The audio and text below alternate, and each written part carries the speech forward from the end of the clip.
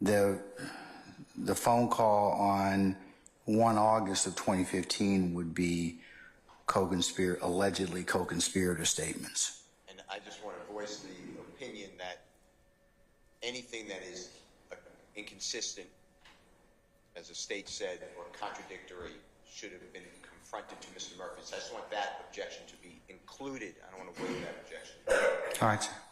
And Your Honor, just to piggyback, I do believe that there are authentication issues that are going to come up with this, and I guess instead of raising it in front of the jury, I'll just raise it now. I understand that perhaps voices could be identified, but still there's no reference of date or time that these calls were made. Well, that's 1 August of 2015 and 15 July of 2015. Right, but how does I understand that Ms. Love told us that, but Ms. Love is not a witness in this case. And to my understanding, I can be corrected if I'm wrong, but Investigator Gaither did not pull these calls. Maybe I'm wrong. And I think she testified yesterday. She did. Maybe I'm mistaken. State, is that what did she say about these jail calls? She didn't pull those. Yeah. They looked for them and they pulled those. Yeah, I thought that there was some testimony about her pulling these calls. She can identify the date that she pulled them? I mean, the date of the calls? Because I think that's going to be an issue. That's the foundation. I said subject to foundation, sir. Okay, so I got to hear it in order for me to rule upon it, okay? All right. Okay, folks, let's take 5 minutes or so. We can take comfort. Did you have something else you want to say? For an abundance of caution, yes, and thank you. I am not agreeing with Mr. Shard's statement that Ms. Love is not a witness in the case. I don't want anyone later to say that I somehow waived that issue that she is an understanding. All right, sir. Okay, we're in recess. Give me 5 minutes, then we'll call for our jurors and our witness, okay? All right.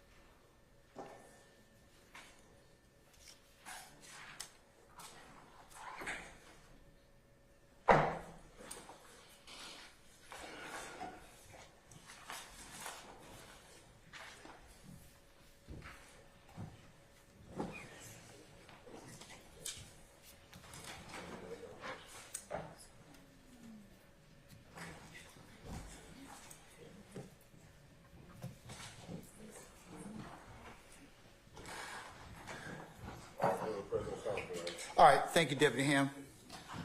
All right, ladies and gentlemen, please be seated.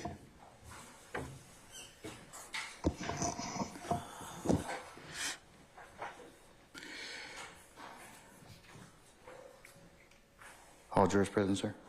Yes, sir. Okay, all right.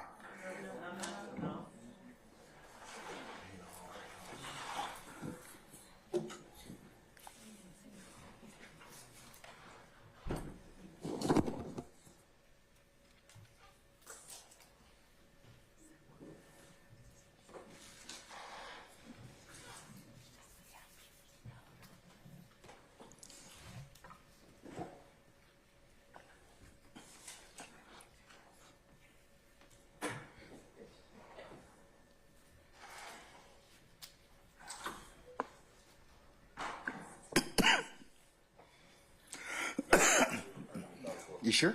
Yes, sir. All right, ladies and gentlemen, please be seated. All right. Ladies and gentlemen of the jury, good morning. Good morning. All right, without further delay, we're going to continue with the examination of our current witness. Investigator Gaither, you're still under oath, madam? Yes, sir. Okay. And remember, speak in the microphone. Ms. Love, you can, your colleagues as well would speak into the microphone. Thank you, Judge. All right. Excuse me. Thank you, Judge. It wasn't you, were you pointing to Ms. Renard? That's terrible. If she got an iPhone 15 or something like that, maybe I need to confiscate it because I got like a real old phone.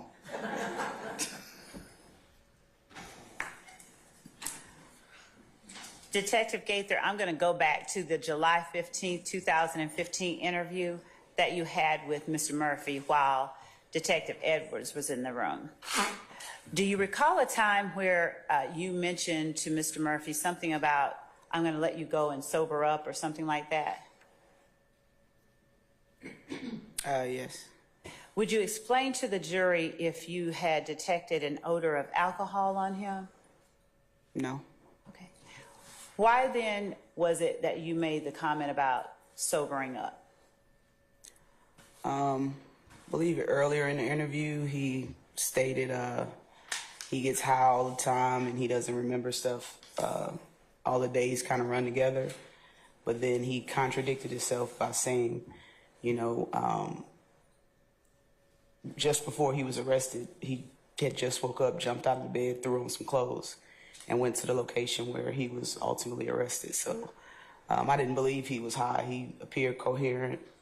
I just stated that to him because he said, you know, he does drugs. So I wanted him to have the best opportunity to give the facts of the case as best as he could remember in a sober manner. So that's why he asked for my phone number and I gave it to him.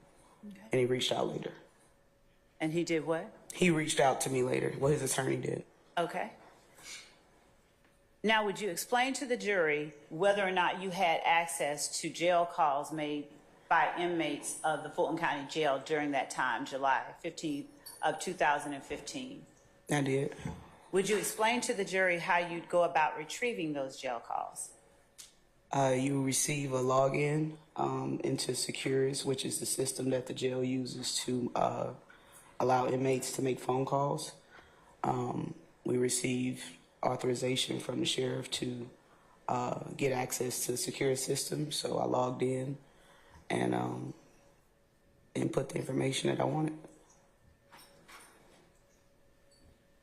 Did each inmate have a PIN number assigned to them once they were fully booked into the jail?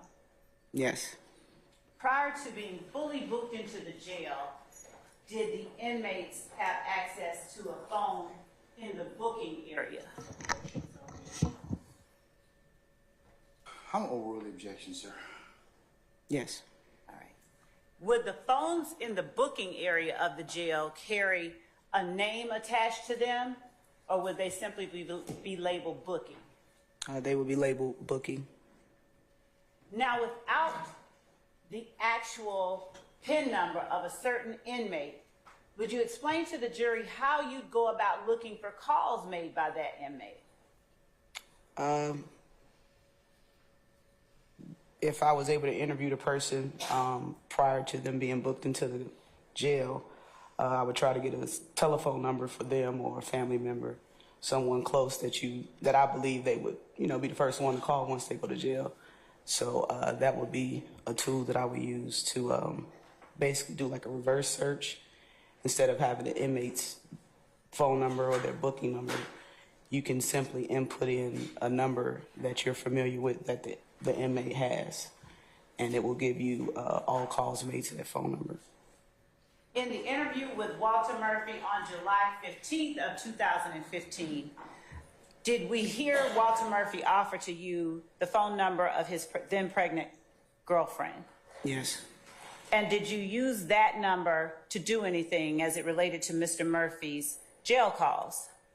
Yes, I inputted that phone number into the security system, and it showed me one of his first phone calls, which was a booking call before he was assigned his PIN number, made to that number. And during that call, could you hear Mr. Murphy's voice? Yes. Did you recognize that voice as the person you had interviewed on the 15th? Yes. And did he address the person he was speaking to by name? I don't recall if it was by name. Did he give contextual details about the person he was speaking to that were consistent with the girlfriend he described in the interview? Yes, and also prior to the call being connected, you have to state your name before the person can either accept or decline the call, and I believe he said his name was DK on the call. Right. Was that call made shortly after Mr. Murphy left the interview room with you and Detective Edwards? Yes, it was the same day. I'm not sure of how long, but it was definitely the same evening. As you listened to the call, were you able to observe the manner with which Mr. Murphy spoke, i.e., whether his voice was slurred, whether his speech seemed impaired, anything of that nature? Yes. And would you explain to the jury whether Mr. Murphy during that call, based on your observations, suffered from any impairment that affected his ability to understand or hear clearly? Objection, speculation. Overruled, sir. You may answer. No, he didn't appear to be effective in any way. And during that call, did he vocalize to the called party the experiences that he had just had with you and Detective Edwards? In other words, did he tell Eric about what had just happened? He did. Did he seem to have any, were you able to observe any particular difficulty that he had remembering what had just taken place? No, he seemed to be giving her details of what we spoke about, details about their prior days leading up to that. Okay. He seemed coherent and understanding of what was going on. Okay.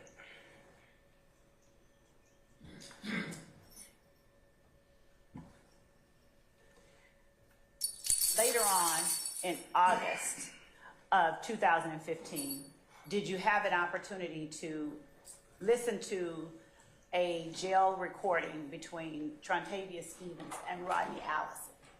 I did. How were you able to identify, let's start with Trontavia Stevens. How did you know it was Trontavia Stevens that you were listening to? Well, first he stated his name on the call. So once you place a call, it's a pre-recording that you have to do to state your name.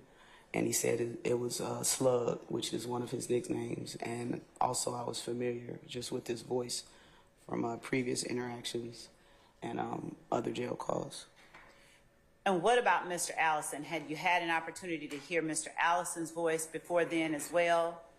I had heard Mr. Allison's voice really from the start of our investigations.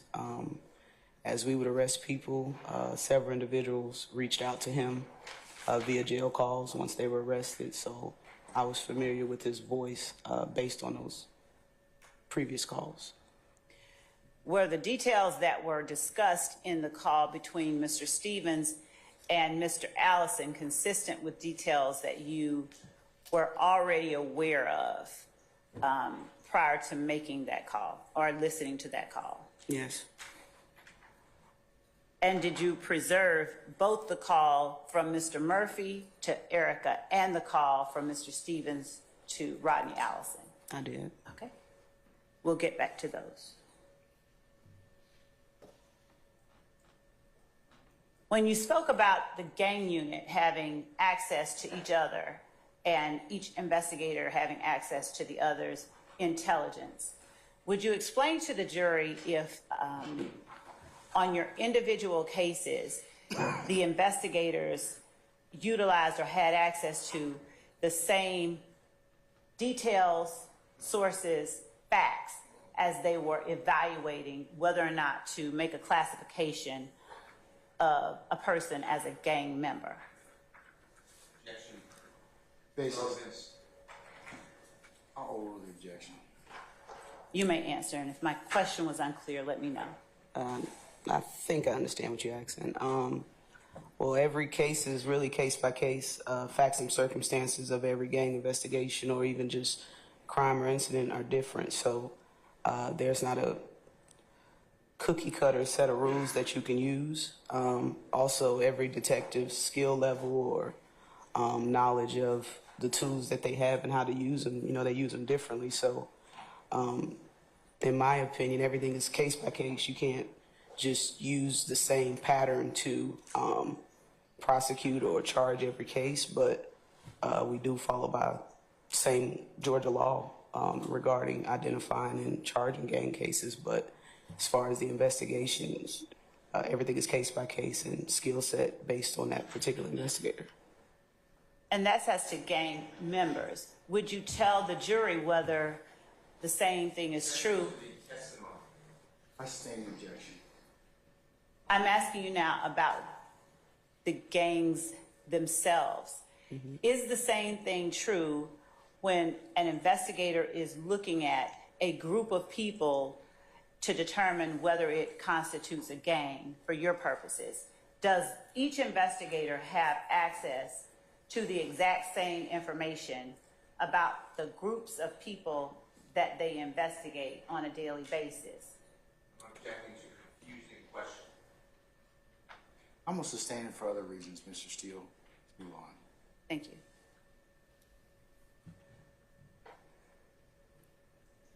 When you and Detective Dennis worked together, did you always travel together? Objection relevance. I stand the question. When you and Detective Dennis worked together, did you always evaluate your cases together? Objection asked and answered. I stand the question. When an investigator with the Atlanta Police Department evaluated whether or not to classify a group as a gang, did each investigator rely on the same sources to make that determination? Not protocols, but sources. Objection. She was a member of that unit. Hold on. I'm going to sustain it for other reasons. It's been asked and answered a bunch of times, so let's move on. Okay? Would you tell the jury whether or not you were familiar with 3 or more people in the organization YSL who had committed crime? I heard an objection, so I'm going to stop. Basis? Objection is not aid the jury. I object this goes beyond 702 analysis. Remember, she's testifying as a fact witness now. We've gone past that, so. Well, then that would be a different objection. It would be an opinion without, if it's a lay witness without me, still does I'll not. sustain the objection. During your time with the gang unit, did you have the occasion to personally observe and interact with at least three members of the group called Young Slime Life? That would be asking answers too. Your Honor, I have to lay a foundation for the question I'm going to ask next. We approach. Sure.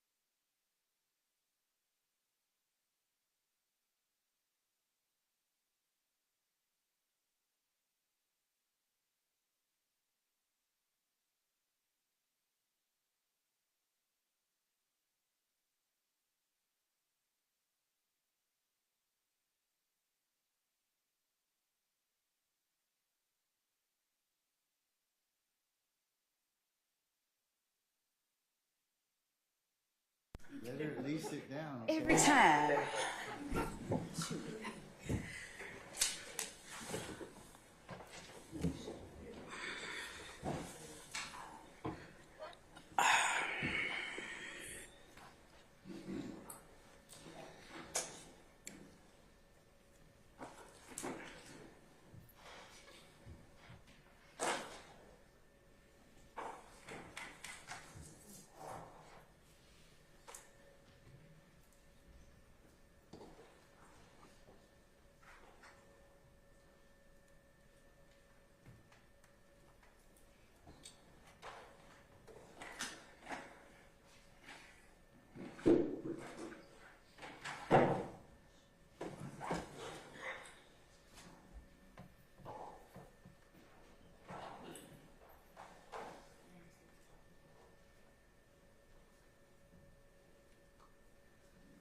Your Honor, with the court's permission, I will approach Investigator Gaither with what we have labeled State's Exhibit 106, Bravo Bravo.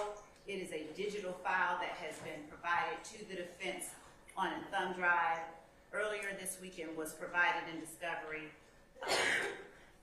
in 2022. But I'd like them to see what I'm presenting to the witness, if either of them would like to look. All right, madam.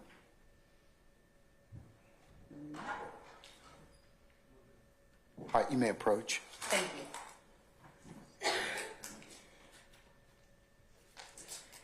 Investigator Gaither, I'm showing you what has been labeled as State's Exhibit 106 Bravo Bravo.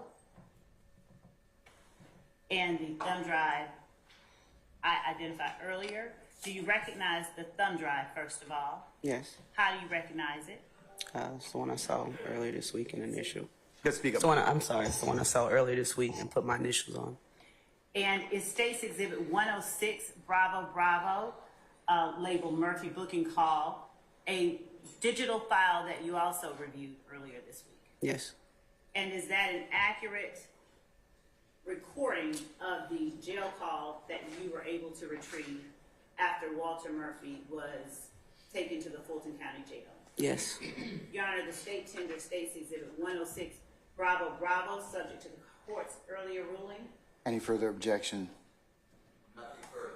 All right, subject to the court's earlier rulings, states 106 Bravo Bravo is admitted and may be published as you see fit. Thank you, Your Honor. Ms. Hilton is going to do my honors.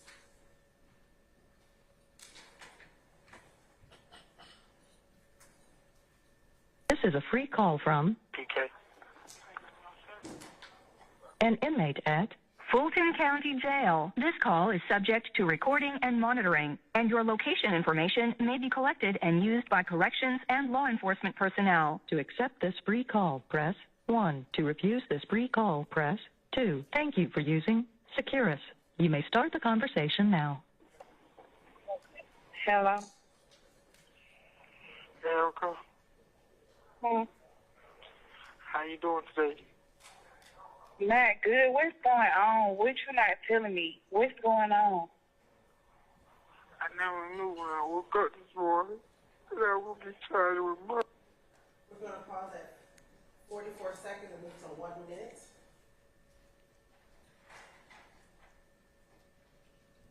Is the voice that we just heard the voice of Walter Murphy?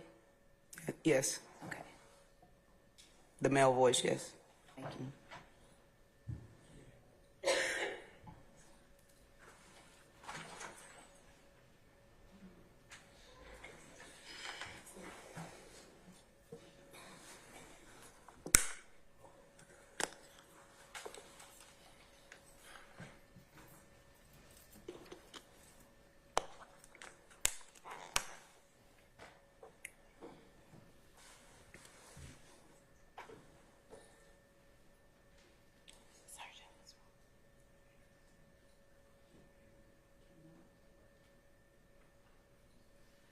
Your Honor, can we position the speakers a little bit closer because we're being told that the jury can't hear the audio coming in over the Zoom? Sure, that's fine.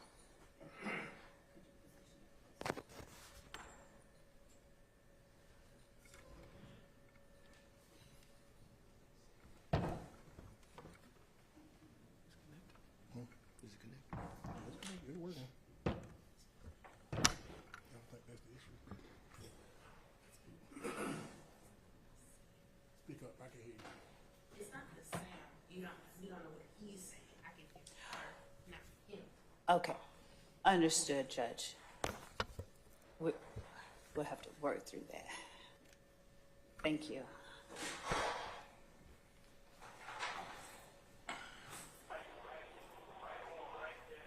The car was supposed to be on his way up there. So what, a jail? Yeah, to see what's going on, like, bro, like, I'm gonna have my baby, bro, like. Don't do that, please. I'm sorry, but don't make me listen here, bro. You said what? I'm saying don't make me break down crying here, bro. I'm not trying to, but, like, this is why I asked you last night, like, bro, like. Stay with you. I should just stay with you. My God.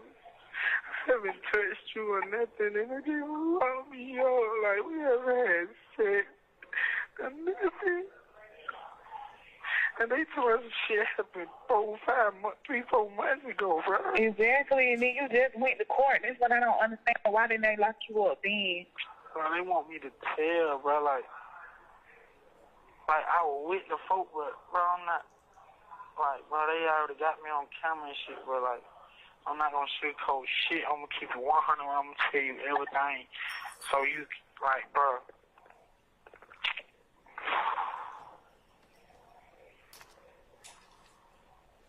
Eric. Bro, I never thought this shit would happen. We're gonna stop at 2:27 and then to 2:31.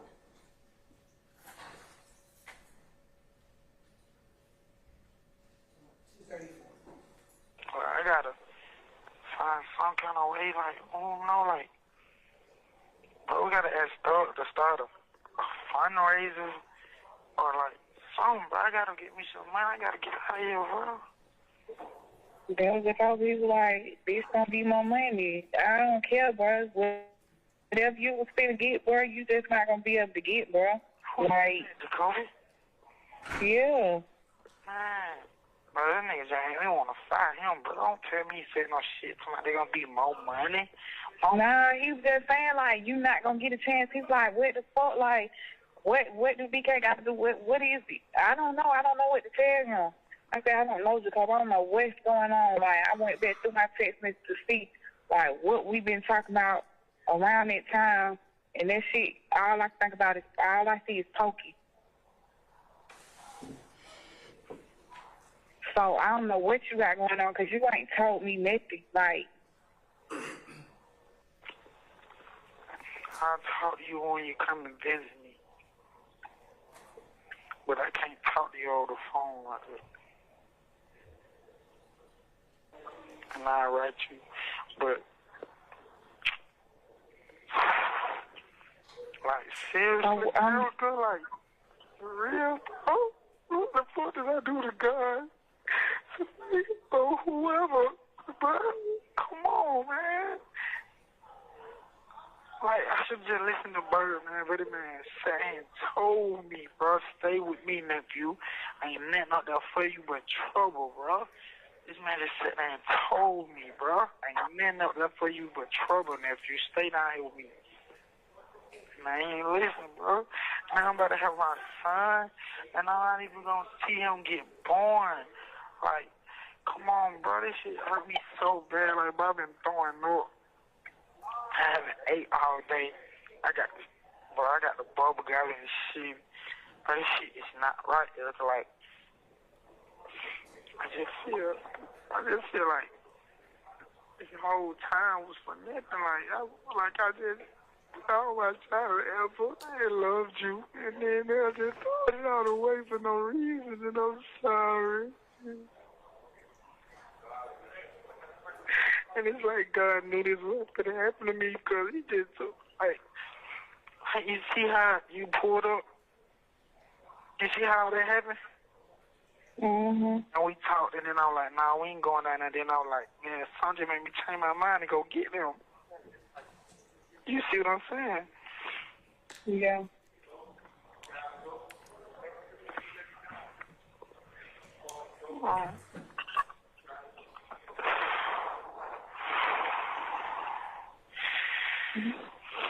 Like, I don't even know what to say. Like, Who with you? Where you at? I'm outside of my house. I'm just sitting in the car, bro. You need to. I don't trust you right now to be by yourself, Erica. Like, bro, I know how you is, bro. You need to I need to talk to somebody who I know can watch over you and make sure that you're straight, bro. I don't want you to try to do nothing to yourself or nothing. I'm still here for you and everything. I don't need you to try to do nothing to my baby or none of that, bro. I need to talk to Jessica or this or somebody who can come over there and stay with you and give me their word that they're going to watch over you and him, bro. Because it's okay. Well, what am I going to do? Like, Oh, I don't know. Don't make me say something that I'm going to regret. I don't know what you're going to do, Eric. I don't know.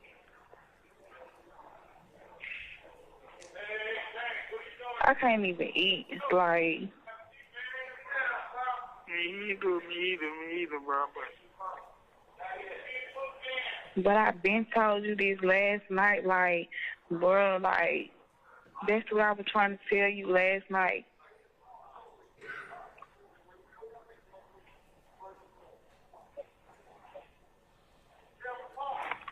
Like, we got to start a fundraiser or something. We got to get me some more money so I can get a better lawyer, bro. Because they got me in the car with the people on camera, but they do not have the shooting on camera. You see what I'm saying? Yeah. They got me in the car with the people on camera. They showed it to me on camera. But they do not have the actual shooting on camera, and the person is not dead. He's just just brain dead. You see what I'm saying?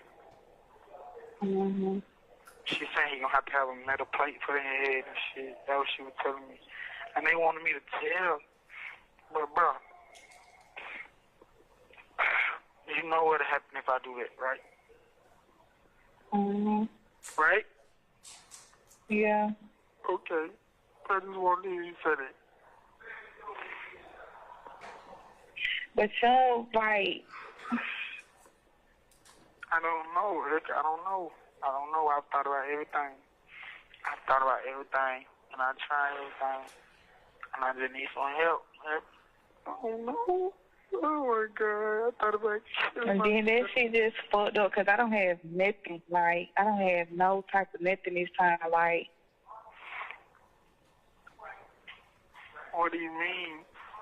I don't have no type of money. I don't have nothing, bro. Like, Okay. You got another phone right now? mm-mm. You know I don't. I wish you just would have came up my house. I came home. I told you, like, boy, it's not like that. I told you why everything went the way it went the other night because you being disrespectful.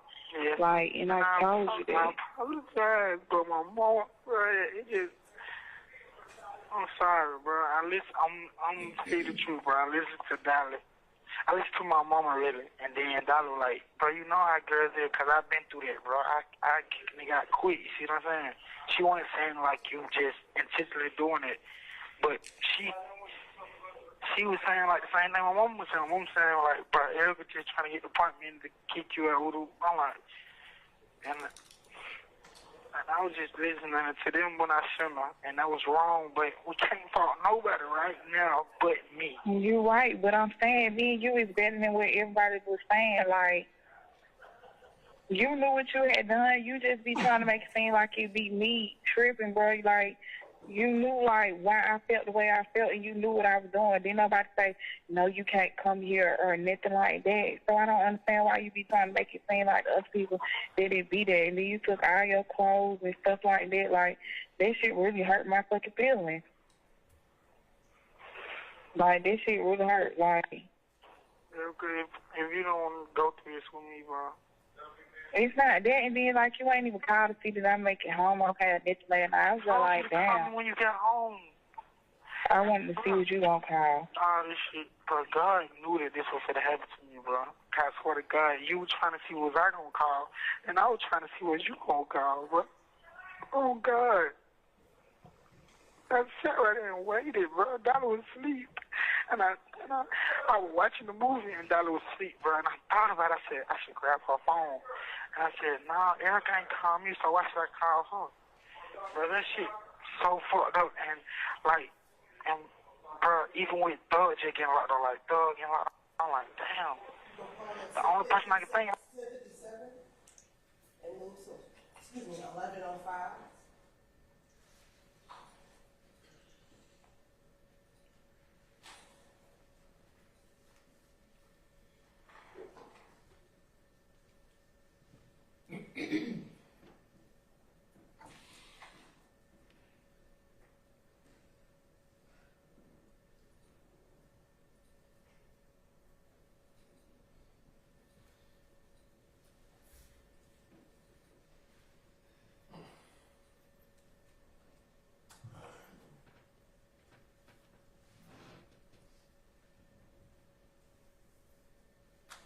Cause you all like that, like, bro, to be honest, bro, ain't nobody finna be here for me, but I already know how this shit finna go, like. Either we're gonna try to talk to Thug, and I'm just gonna ask him straight up and down, like, start me a fundraiser, you know what I'm saying? Like, to really go on his page and start me a fundraiser, you know what I'm saying? And ask Dora or somebody like that, to really be over it, or tourist, you know what I'm saying? Cause that's the only way I'm gonna get out. So you really think, like, you don't think you can get out no time soon? I don't want to go through this again, Erica, because I said I wasn't getting out last time when I got out, and I honestly thought I wasn't getting out.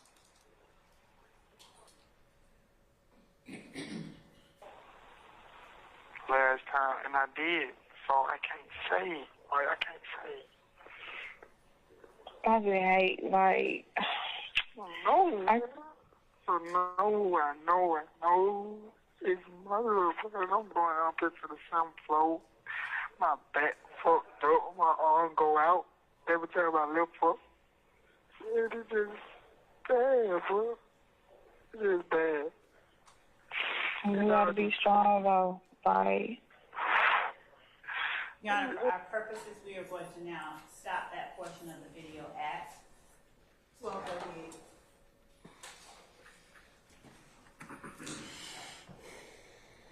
Detective Gaither, was there anything that you wanted Walter Murphy to tell other than what the jury has already heard from the July 15, 2015 interview? Wanted him to tell as in regards to our investigation. Yes, in regards to the April shooting of Dexter Montgomery. I would have liked for him to tell the truth about the other 2 occupants that were in the vehicle with him when the shooting occurred. All right.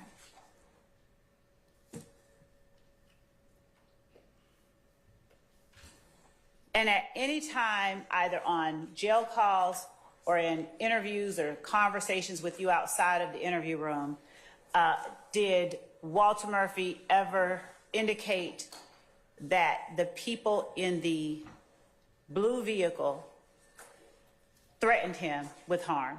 Asked and answered. I stand the objection.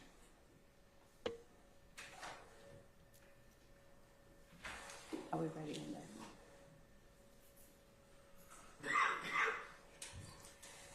Your Honor, at this time,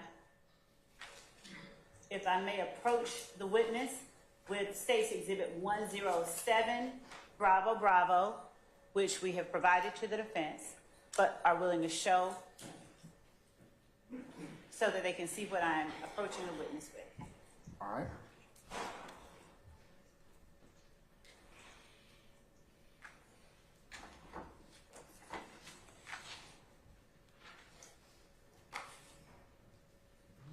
Investigator Gaither, I am showing you what is a digital file on the thumb drive that you identified earlier, labeled State's Exhibit 107, Bravo, Bravo, Stevens to Allison. Have you had an opportunity to listen to that audio file? I have. Is that a booking call made by Trontavious Stevens to Rodney Allison? I believe that. What? I'm sorry, a jail call. Thank you, Mr. Steele. Is that a jail call? Thank you both. That you identified that came from Trontavia Stevens to Rodney Allison? Yes. Yes. And would you tell the jury how you were able to recognize the caller who was inside the jail? He stated his nickname Slug. Also, when researching the actual jail calls, it appeared under his full name, Trontavia Stevens, and also I recognized his voice from previous. That part will be yours. Oh, will, sir. And I also recognized his voice from previous interactions. And was this a call that you were able to pull from around August 2nd of 2015? Yes. What about the called party, Mr. Allison? How did you recognize who that was? I reckon. That's not it. Oh, will, sir. You may go ahead. I recognize his voice from a lot of jail calls.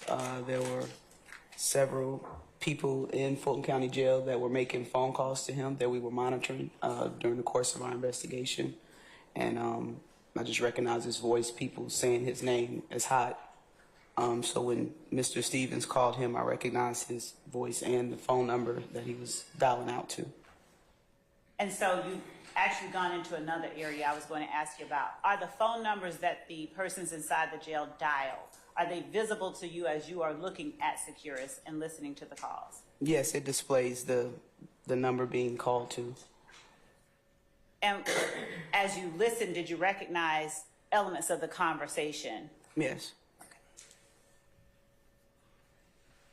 At the time that you heard this call, were you familiar with anyone associated with YSL who was called or who went by the name Little D?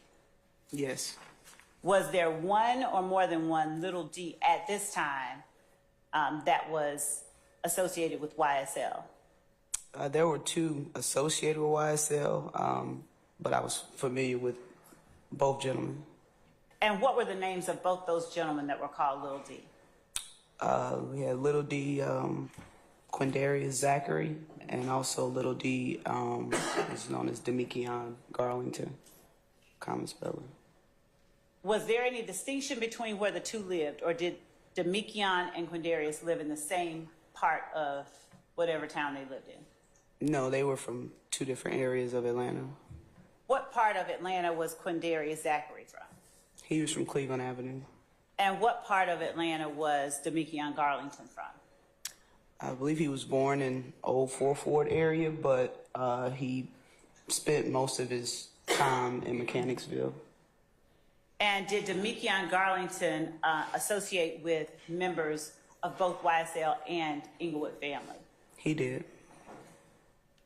Did Quindarius Zachary associate with both or only one? Just one. Which one? YSL. All right. Is the recording that you've identified as State's Exhibit 107 Bravo Bravo a fair and accurate recording of the call that you listened to, that you pulled from August the 2nd of 2015? Yes. Your Honor, at this time, the state tenders State's Exhibit 107 Bravo Bravo as evidence, subject to the court's prior ruling. Any further objection other than the court's earlier rulings? Nothing further on ways.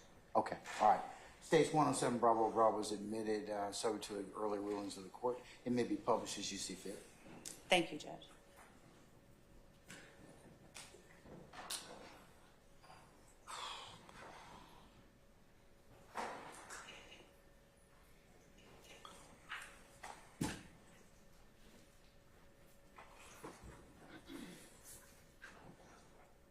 An inmate at Fulton County Jail. This call is subject to recording and monitoring, and your location information may be collected and used by corrections and law enforcement personnel. To accept this free call, press 1. To refuse this free call, press.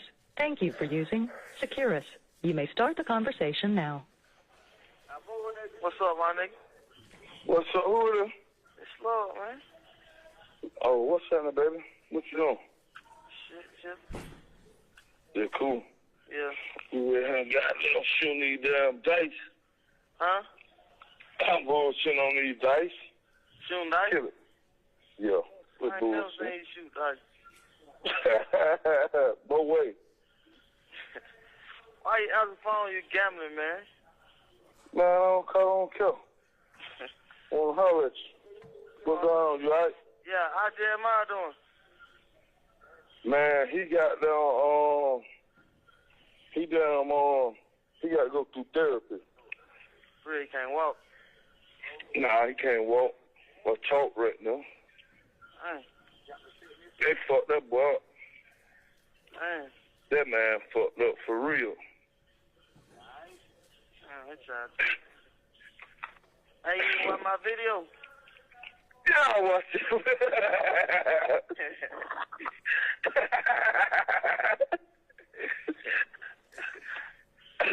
You gonna go back to court though in a minute.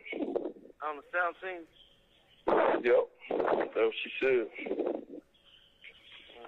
Yeah, yeah. I know you can't wait, boy. Hey, come on. What the? I ain't seen my shit either, though. I know you can't goddamn wait to get in that motherfucker. You can get the hell up out that motherfucker. Hey, come on. He ain't talking nothing. Yeah, I talked to him yesterday. What are you talking about? He get out and he'll be home and he got like 20-something more days. Oh, yeah. He did tell me that 2-for-1 shit. He told me not to tell nobody. Yeah, he on the way. His ass on the way. Yeah, his ass need to get out. Damn sure do. So I can blow his phone up like he doing mine. Nah, you'll be hot, man. Man, they tripping, man. They tripping. The professionalism, all that, it look like all that shit mine, man. No, hell no. They can't do no shit like that. Tell him what he said. Man, they told you. Your Honor, we are stopping at 2 minutes and 57 seconds, and we'll pick back up at 4 minutes and 5 seconds.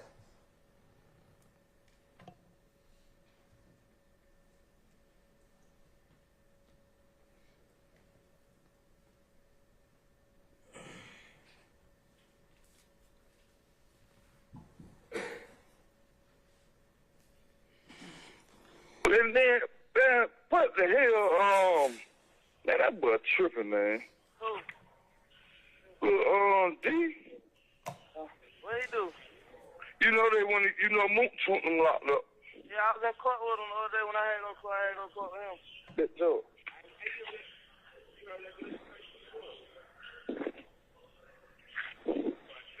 Yeah, his ass locked up. Oh, y'all just Huh? yeah, I said, they done locked up all of them, man. Ain't number 2 of them locked up. No, they wouldn't lock somebody else. They were telling me they locked somebody else up today or some old shit. Who?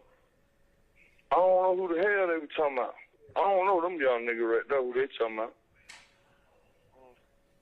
But you know them. You'll probably know them. Hell yeah, man. Shit been going on, but the same old shit. But I'm to my home, you need to talk to him. Who? Lil D. What you doing? My name. What? Yeah, you know who I'm talking about. Yeah. Yeah. Tell that man, if you could reach out to him, tell that man, chill, man, you tripping. Man, I sent a message to his ass. I was like, look, man, y'all talk that nigga and tell his ass chill, man. That's all he got to do is chill, man. He tripping. That man, not tripping for real. That shit crazy. What the boy doing? What one? Rapper boy. Oh, man, I tell him talking to his ass, too. I I just talked to his ass. He ain't talking about shit. He ain't talking about nothing, man. Say he finna go out of town or some old shit. You ain't trying to give me no lawyer, man? Man, hell no. Hell no. Well, that shit, man, I don't even know why you even think he gonna goddamn. Man, that man ain't. Well, if he is, he doing that secret. I don't know. So don't let me say. He ain't tell me nothing about getting down. He ain't say shit about that. Now, I ain't gonna lie. Now one of them folk went so stupid at the club Thursday, so it didn't make no sense, man. Nigga hit BB so goddamn hard. That nigga, yeah. Man, they damn near beat that boy damn near the dildo. Why they doing like that? And then he hit BB. And then when the ambulance folks came and got him, he hit but the ambulance, man. The ambulance lady and bust her nose. Who did that? That young nigga. Hey, what that young nigga name though? Who did that shit? He be with Kale. Get what Kale dumb ass was finna do. What? Man, that man was finna try to bug BB. That man was finna try. Man, it beat the police out there. He told me, I'm gonna bust him and I'm gonna run through the park. I said, man, them folks gonna flatline your ass. You do some dumb shit like that. Well, let it stupid ass get flatlined. Cause that was finna goddamn show him. I started to. He dumb ass. I started to too, boy. Cause that was just some dumb shit what he was doing. Why they going home for? Nah, see, but the nigga was in the club, dead ass drunk. So, you know, Holmes just in the club just swinging on anybody, boy. Ooh. The nigga he with, I don't know that little nigga he be with. They be with. Man, they say he got 36 charges. He down there somewhere. Then he would kill. I'm finna park B, boy. I'm finna hit the parking lot. I said, man, they fit the police right here, man. Cause after the fighting shit started, you know, so many goddamn police came to it, wasn't funny, boy. And then he was talking about doing that. I said, man, them folk, he said, look, I said, look, man, what's gonna happen to you? Them folk gonna flatline you right here. I said, you pull that thing, man. He told me, no, fuck that. I said, well, go ahead then. I'm going to do what you talking about you finna do. Stupid ass. And he was like, I'm going to just wait. I'm going to get him. Man, you ain't finna do shit. But one thing I ain't been asking about you, though. Oh. And I know you don't fuck with him, period, but on everything I love, that nigga came at me. Matter of fact, he just at me yesterday. He said, the shower needs something, let me know, man. Who? Bentley. Oh, fuck that. I'm just telling you what he said. He was dead ass for real about it. Cause you know he, not the hell he ain't. Cause you know he got he him right now. He him. He the one. He him right now. Just listen to what I'm telling you. I don't know who the fuck, but he him right now. What that mean? You haven't been waiting. Yeah. But. Yeah, I'm telling you straight the fuck up. Yeah. Fuck that nigga. Can't know he was dead ass wrong for what he did, man. Don't send him to my house, bitch ass nigga. Yeah, you dead ass right. From that nigga, fuck that bitch ass nigga. That right. Ain't so much stinking. You dead ass right. But get what? Yo ass, I left him alone, bro. I know it. I already know it. These niggas been going crazy here. But they been locking up everybody, man. I'm talking about these folk, these folk, I'm talking about they just snatching niggas up, man. Putting all type of charges on niggas. I'm talking about dead for real. So get what I said. God moved you out the way for a reason.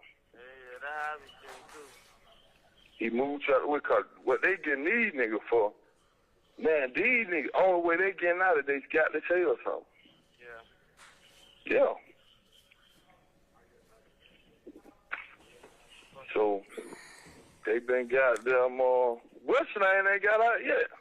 Who that? Moot too? Man, I ain't No. That nigga had 18 charges. I went down there. I know it, but they ain't let little what the name not neither though. Man, he ain't gonna get no bond neither. He got a whole bunch of eggs. Nigga, I had one. I know it, but still he supposed to be able to get a bond. Please, man, you tripping. I had one ad. They wouldn't give me no bond for 3 months. He was already. No. Yes, I did when I pulled a pistol out on the police, boy. For real? Your Honor, we're stopping at 11:58 and we pick back up at 12:08.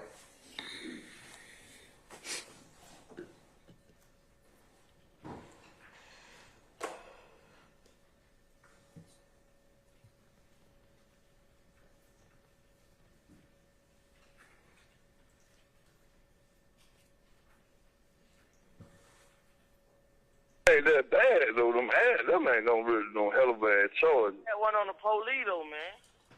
Yeah, that's why you ain't getting out for 3 motherfucking months. That's why you ain't getting out for 3 motherfucking months.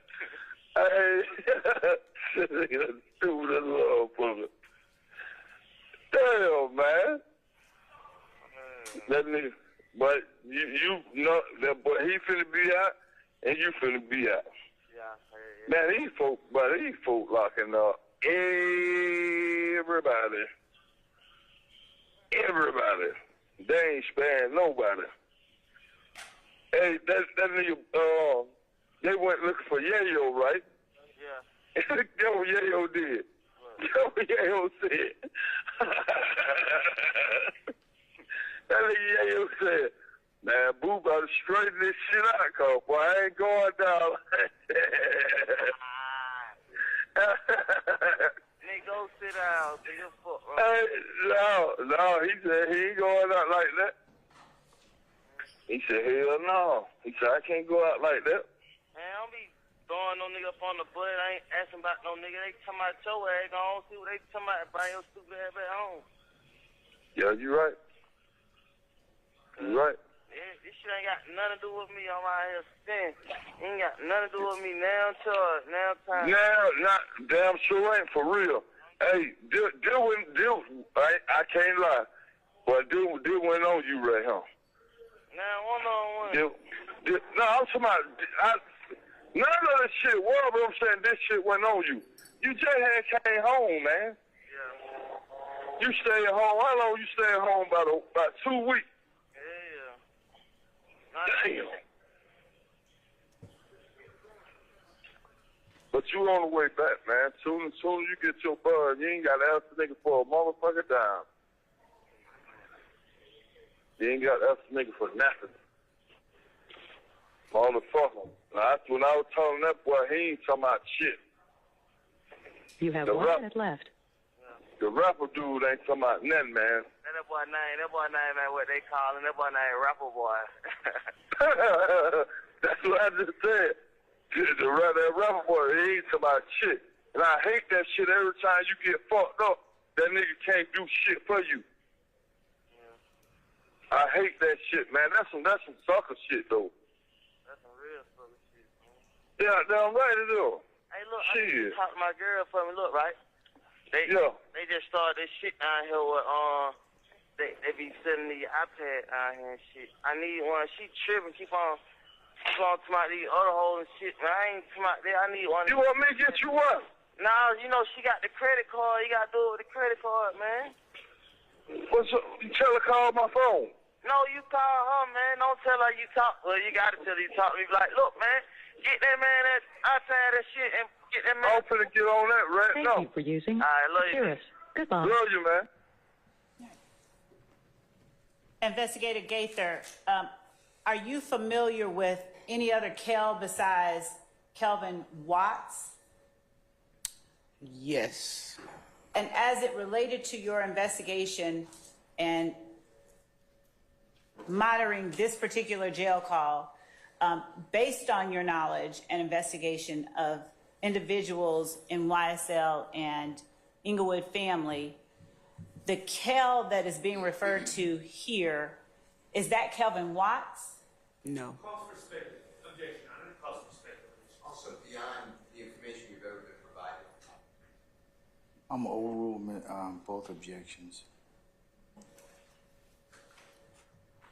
What Kelvin Watts are you familiar with through your what Kel are you familiar with through your investigations was associated with Young Slimelight? I believe his first name was Markel, but his nickname was Hellkel. The nard that you heard as you listened to this jail call, based on your knowledge and your investigation into this case and this call, are you able to determine what nard is being referred to? Objection, Your Honor. Cause for speculation. I'm gonna wait and see what the answer is. Overrule at this point in time. Yes. How are you able to determine what nard is being referred to? I'll overrule the objection, Mr. Matthews.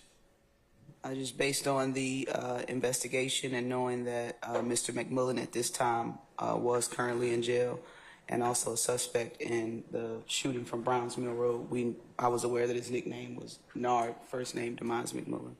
First and last name Demise McMillan. Thank you. And is that someone you had also identified as being a member of YSL? Yes.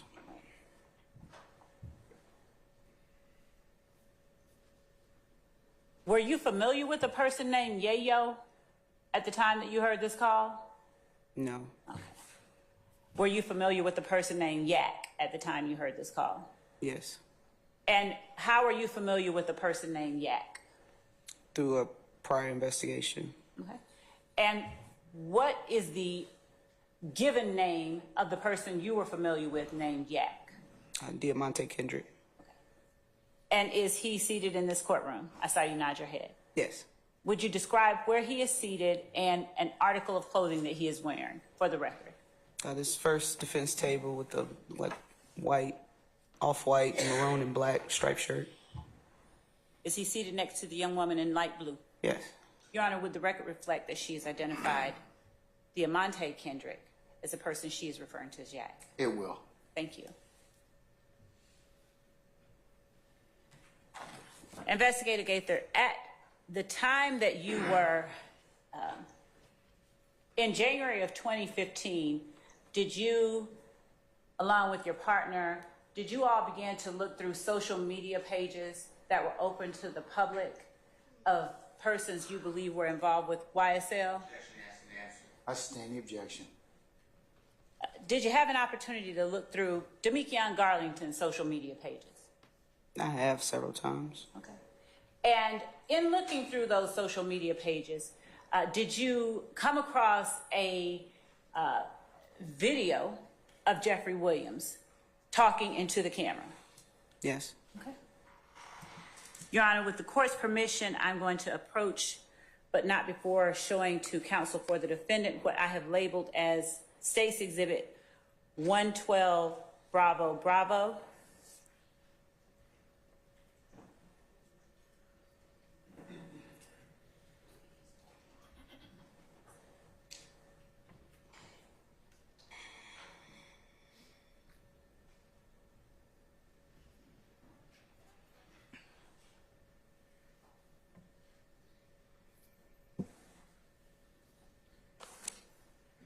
Madam, before you do that, can I get you and a member of the defense team to come up, please? Yes, Judge. Yeah, don't need.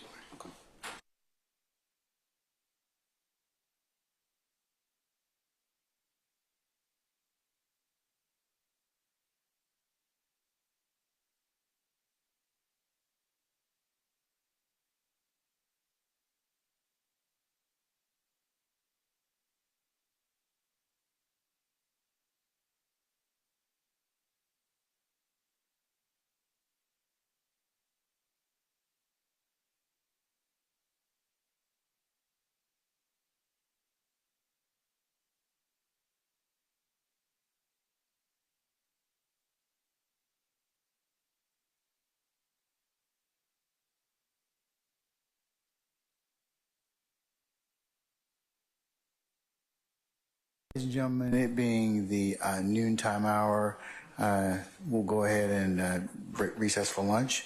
So if you could please be back in your headquarters so we can begin at 1:15, that would be wonderful. Investigator Gaither will release you until 1:15. If you'll just come back, please don't discuss testimony anybody except the attorneys in this case, okay? Yes, sir. All right. All rise.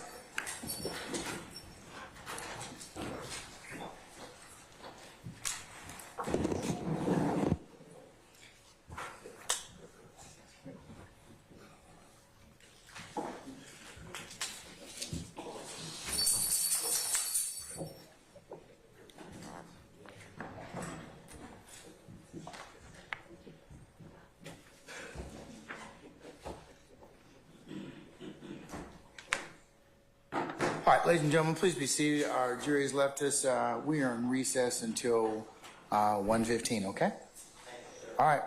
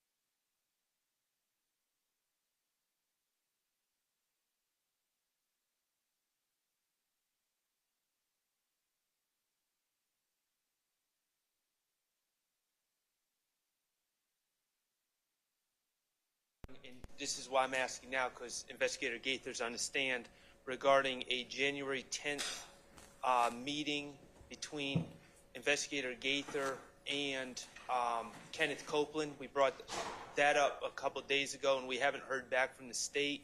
So I am checking on that. And also, Your Honor, the second thing is there were yesterday on direct, Investigator Gaither, in response to Ms. Love's questions, indicated that she had spoke to Terrion Moody on this case, indicated that she had spoke to Cornelius Davis about this case, and had indicated that she spoke to Christian James on this case. Those are three of the individuals that are in the car with Dexter Montgomery.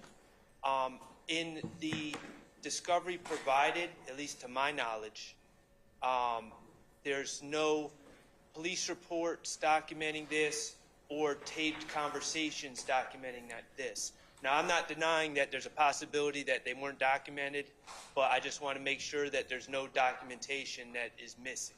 Okay. Ms. Love, addressing that point number one, is there any police report in regards to that conversation? Your Honor. Did you check and make sure that there was not any? I did not. That was receptive to that, or I am receptive responsive to it. that particular issue? I didn't get asked that question until now. I can ask. We did not have one. I know that, as you can see in the video file, when Investigator Gaither is talking to Walter Murphy, there are images that we don't have and didn't have and couldn't find. The images of the still shots from the surveillance footage, but I did not ask the question that Mr. Sharp just asked. I can inquire now. That's the first time that he's brought it to my We attention. asked about that a couple days ago. He did. About the January 10th conversation. That was different. Now, when he asked me about the January 10th conversation with Kenneth Copeland, I did ask her that. Does it exist?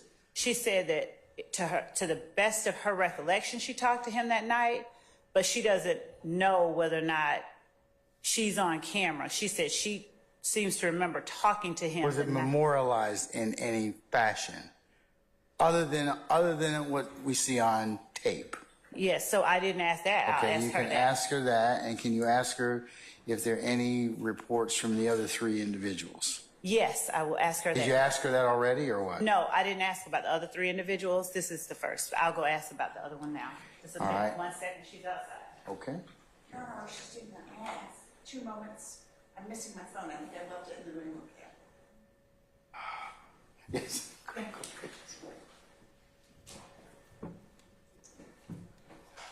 Mr. Sharp.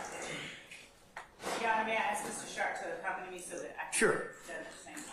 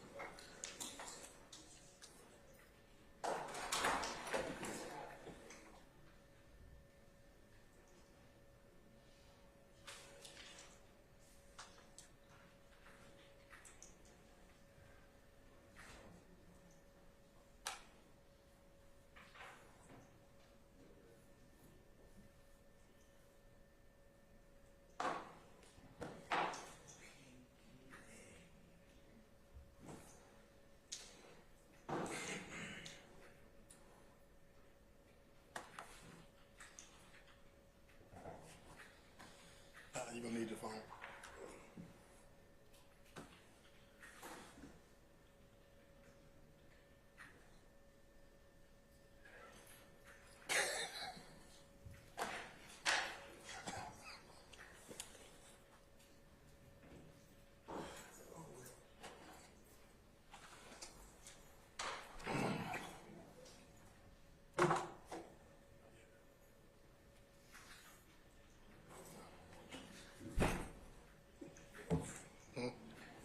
Yeah, yeah.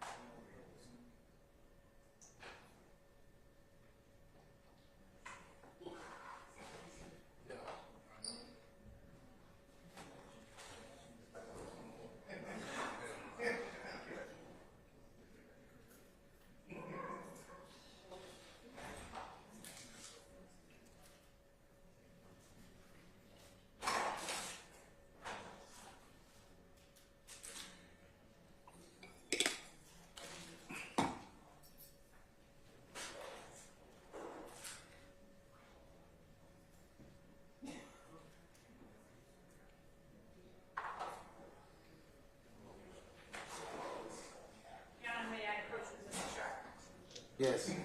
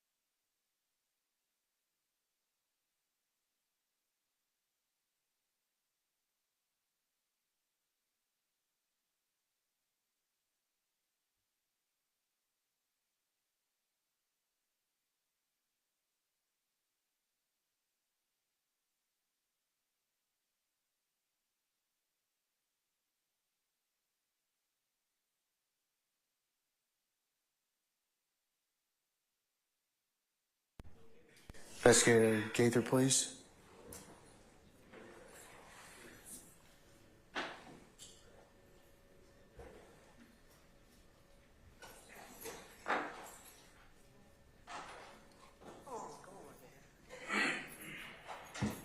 No value added. Buck a little harder.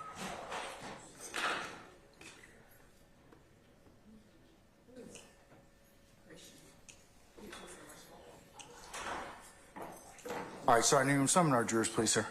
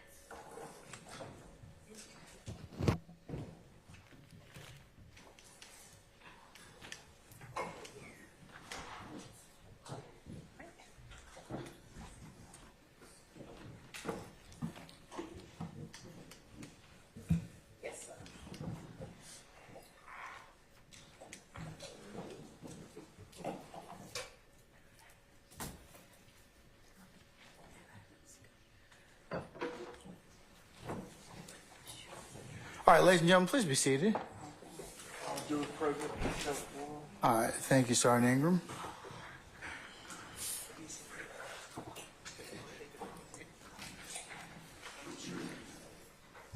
All right, madam, you may begin when ready to continue examination.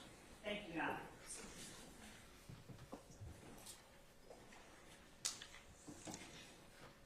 Investigator Gaither, I have been calling you Investigator Gaither since we started. What was the last title that you held at the Atlanta Police Department? Sergeant. All right. My apologies for that. I'm taken.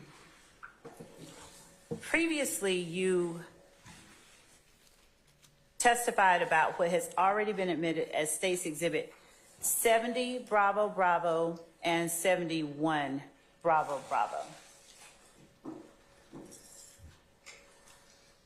And I'm going to bring them to you with the court's permission. May I approach? You may. Thank you. Showing you 70 Bravo Bravo and 71 Bravo Bravo. I am going to show you what I have now marked for demonstrative purposes, Your Honor, as State's Exhibit 110 Bravo Bravo and 111 Bravo Bravo. I have shown these to counsel for the defense, Your Honor, so I'm just going to approach with the court's permission. You may. Thank you.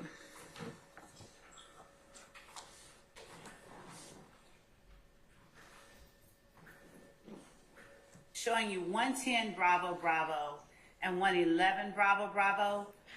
Are those angles of the intersections shown in 70 Bravo Bravo and 71 Bravo Bravo with the street signs actually showing? Yes.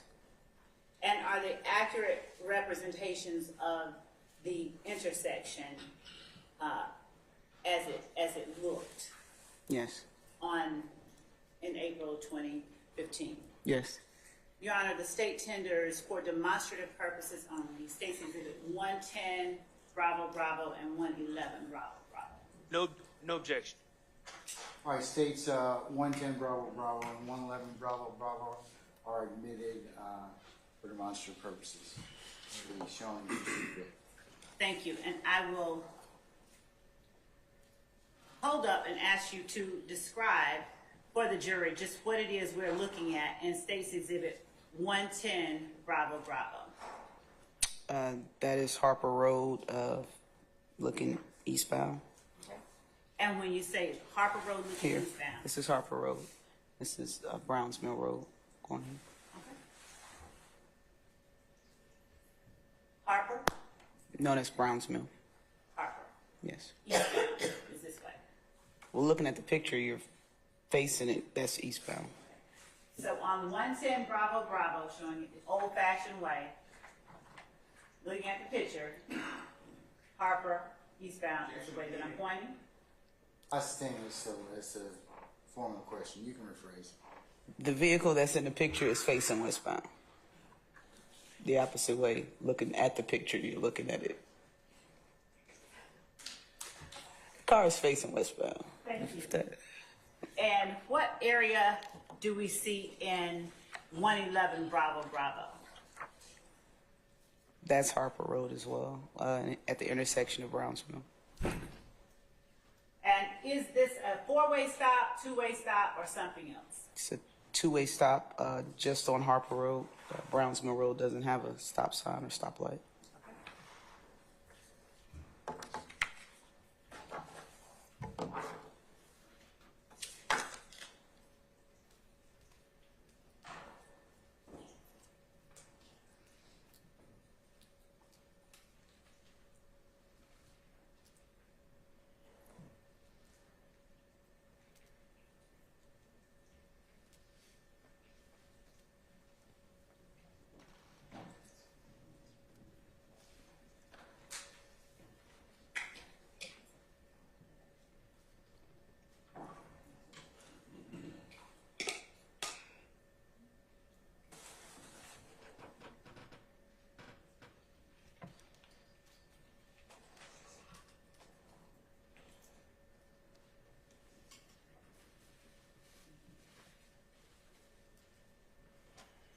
I'm now showing you what has been marked as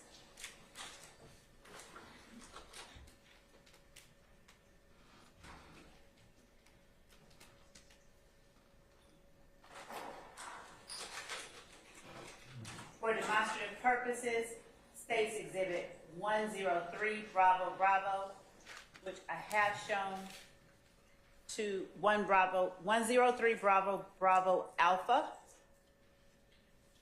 which I've shown to the defense but can show again. If anybody wants to see it. Would you like to look? Okay.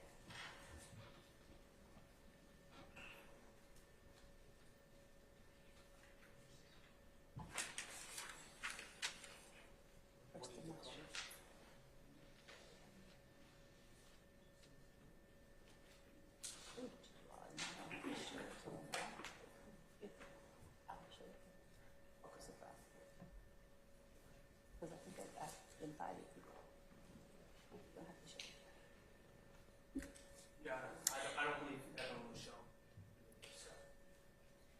We can move past it. Miss Sergeant Gaither, during the time that the gang unit became involved in the back and forth between If Gang and YSL, did you and your partner have an opportunity to look at the social media page for Demekion Garlington? Yes. Madam, can you speak up to Yes. Thank you. And around January 26th of 2015, did you locate a video, or did you locate a video posted around January 26th of 2015 depicting Mr. Williams displayed on Mr. Garlington's social media page? Yes. All right.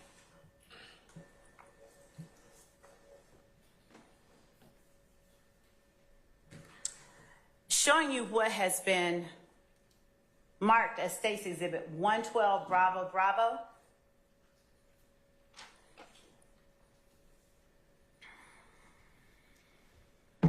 Also on the thumb drive that you identified earlier.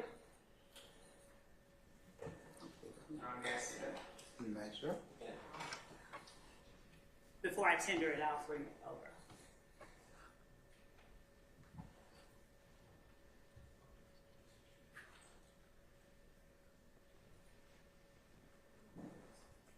Have you had an opportunity to look at, and is this the video that you all located on Mr. Garlington's social media page? Yes. And was this from January 26, 2015? Yes. And is this an accurate reflection of the page as you all captured it? Yes. You know, okay. All right, I'm going to now show it to counsel for the defendant. Okay, okay, all right, gotcha.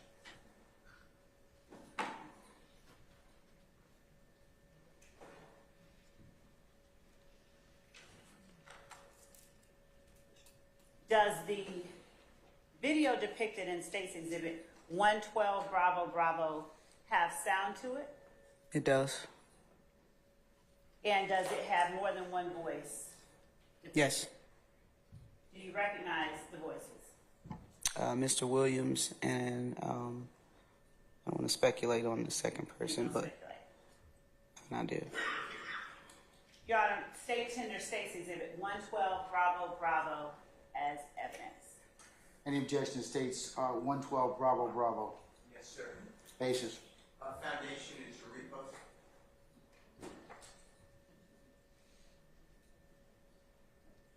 Your Honor, the witness has laid Speaking in front of the jury. Y'all come on up. this. Come on.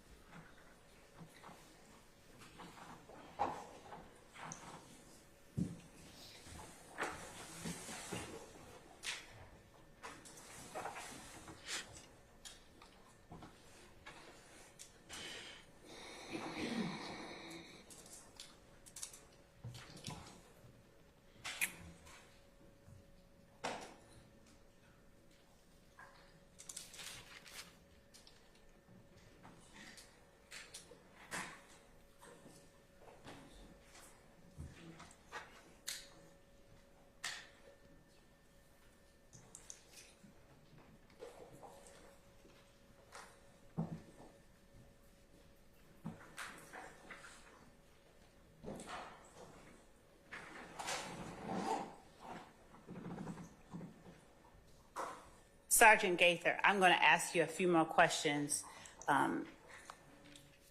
about State's Exhibit 112, Bravo, Bravo. Did you recognize the person who was depicted in the video visually? Yes. All right. And did you recognize the voice of the person depicted in the video? Yes. Was the video obtained from a public social media site that was accessible to anyone who is looking at that site? Yes. Okay.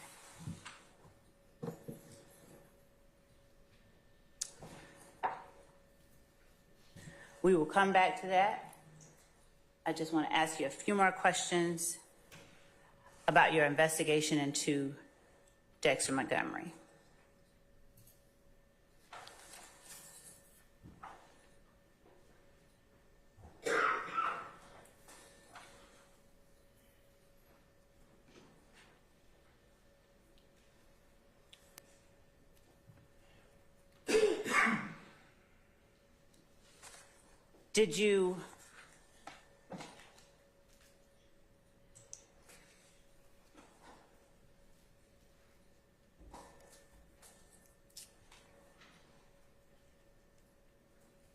Did you charge Walter Murphy in relation to, did you speak with Walter Murphy again after the August the 18th of 2015 interview that you did with Walter Murphy, his attorney, and Detective Dennis? Yes, and answer. I stand the question. In the February the 16th, 2016 proffer that you did with Walter Murphy, did you obtain any more information than you had gotten in the other two interviews you had with him?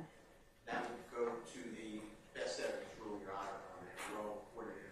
Your Honor, I believe that I can ask the witness about the type of information she obtained. I would object. Same objection. I'm sustaining the objection. Yes, Your Honor.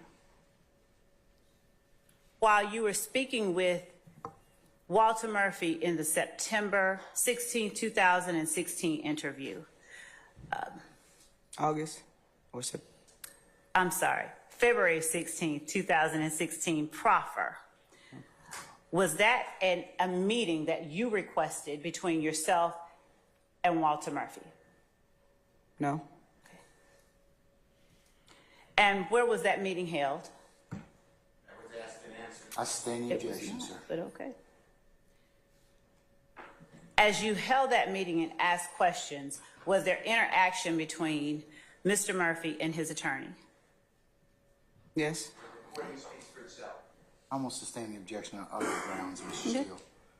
Okay.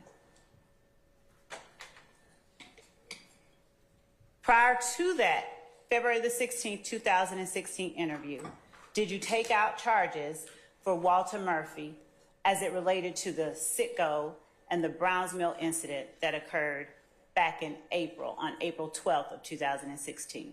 Asked and answered on the recording of July 15th. I sustain the objection. Would you tell the jury, with respect to the charges that you took out, why did you classify the acts that occurred as criminal street gang activity? That is irrelevant. I sustain the objection. Your Honor, I sustain the objection, madam. You can move on or ask something else. would you tell the jury what aspects of that shooting that occurred on April 12, 2016 factored into,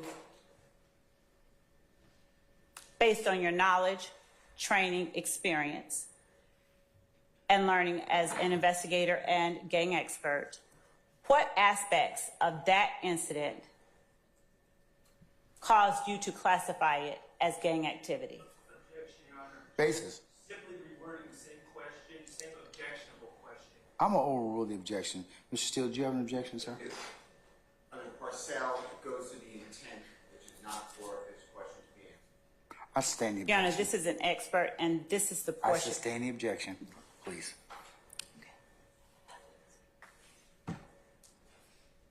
When crimes are committed, and the persons committing the crimes make no effort to conceal their identity, does that hypothetically... She hasn't pondered the question quite yet. Let her finish, and then I can make a decision. And, Your Honor, at this point, since the court has qualified the witness, I will be asking a hypothetical. And that's my objection, Your Honor. It's a lay witness at this point, and it's not proper to ask a lay witness hypothetical. I stand Your Honor, I objection. have to demarcate, and at this point, I'm asking that the court recognize and instruct that we are demarcating and asking expert opinion. You all approach.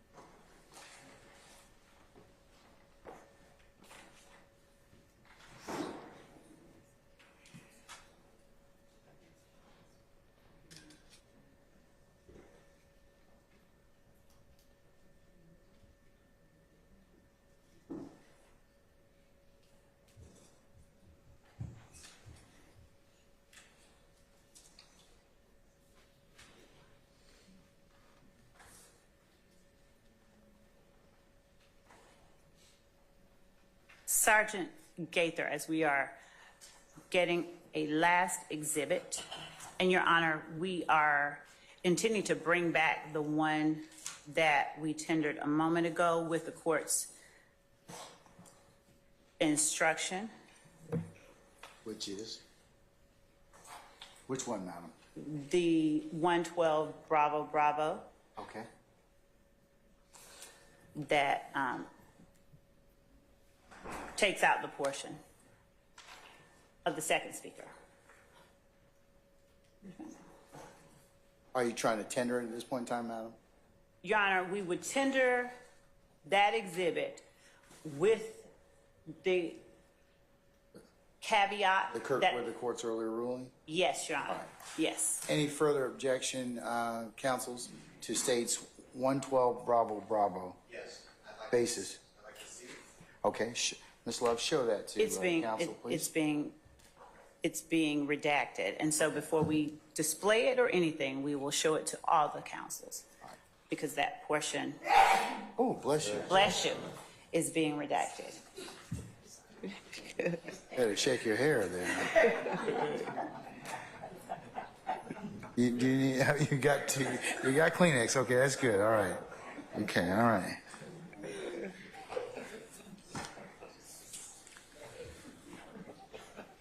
Sergeant Gaither, at the end of your investigation, would you tell the jury the persons that you took out warrants for, that you charged with actions in this particular case? Walter Murphy and Demise McMullen. Okay. And what did you charge them with? I believe it was 5 counts of. I did not. I'll overrule that objection, sir. Was 5 counts of criminal attempt murder, participation in criminal street gang activity, aggravated assault, possession of a firearm during the commission of a felony, possession of a firearm by convicted felons. I believe that's it. And what gang was it that you were charging them with committing crimes in furtherance of? YSL. Basis, sir.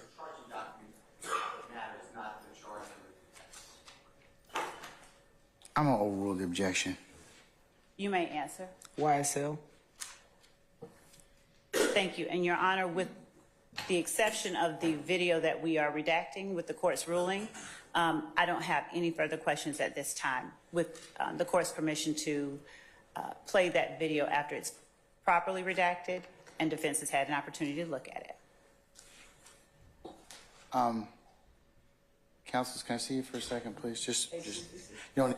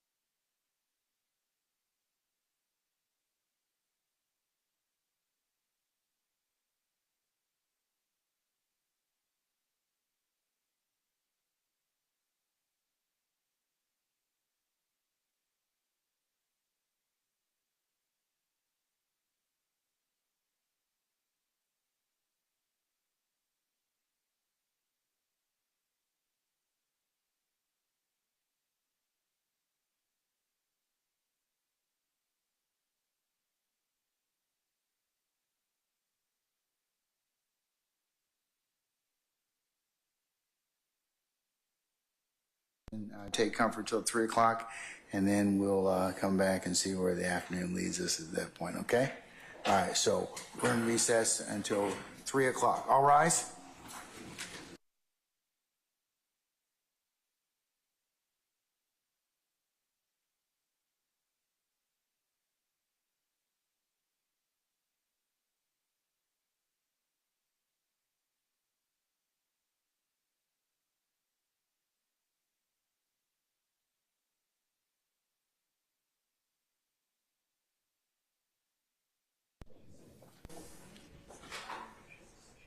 All right, ladies and gentlemen, please be seated. Detective.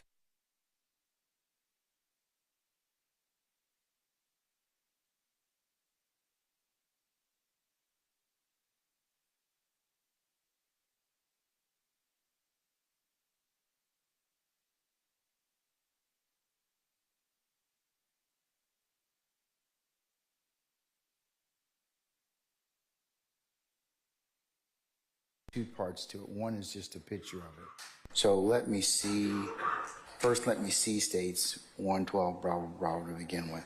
Yes, Your Honor. This is apparently the Instagram post, January 26th of 2016? 2015, Your Honor. 2015. Yes, Your Honor. All right, let me see it. Just plugging in.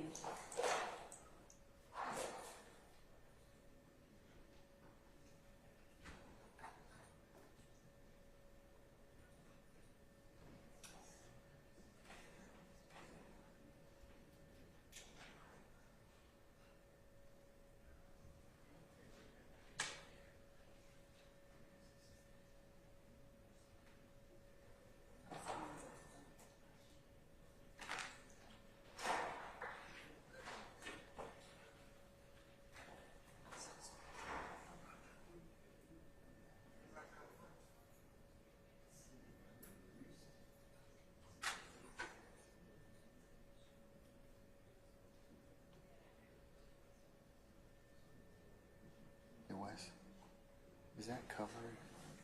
That thing covered over there? Yes. Okay. Oh, that's fine. I just wanted to know. Okay, all right.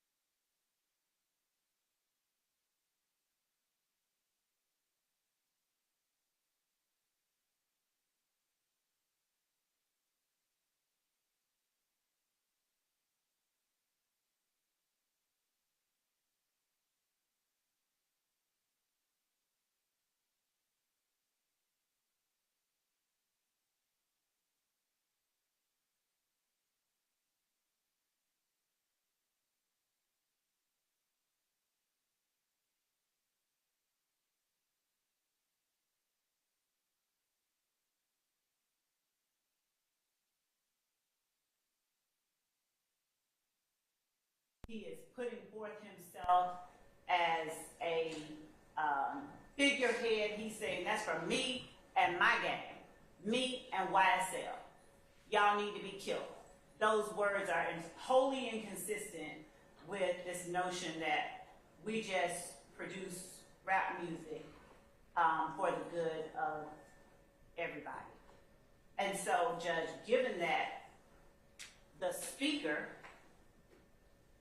of the snitching bitching comment is doing nothing but co-signing the main message that Mr. Williams is speaking, and given that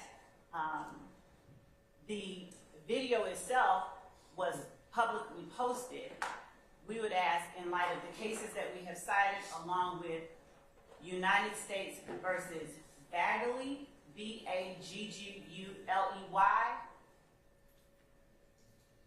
at 1987 U.S. APP Lexus 18712, a Fourth Circuit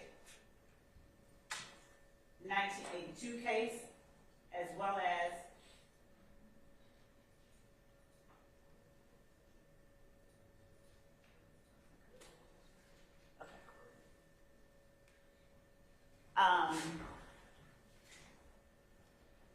in United States versus Bagley, the court said that the contentions of the appellant raised seemingly disparate concerns, but at least the first four of them converge insofar as they allege the authenticity and reliability of the tapes. The first contention, that identification of all speakers is necessary before tapes are admitted, refers to one of 7 requirements often enunciated by courts for the admission of tape recordings. But the primary aim of these requirements is to give the assurance that the tapes are accurate.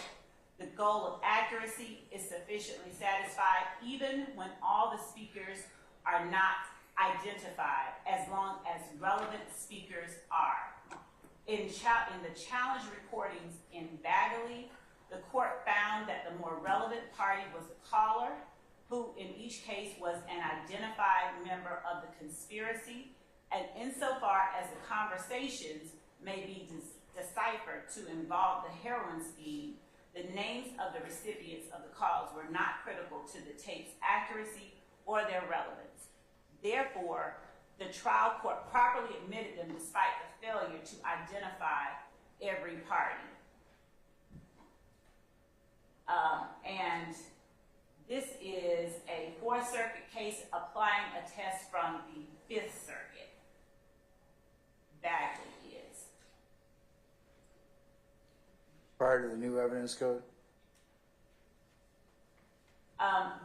Bagley is prior, but Hampton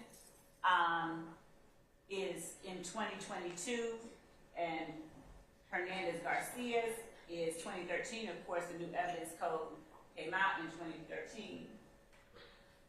And we also have others from after the new evidence code as well. 2014, United States versus Reeves. That site is 742 F 3rd 487, 501 through 5. Yeah, from the 11th Circuit. This is the 11th Circuit. United States versus Reeves is the 11th Circuit, Your Honor. And what is that? The site is 742 F 3rd 487 at Penn Site 501 through 502.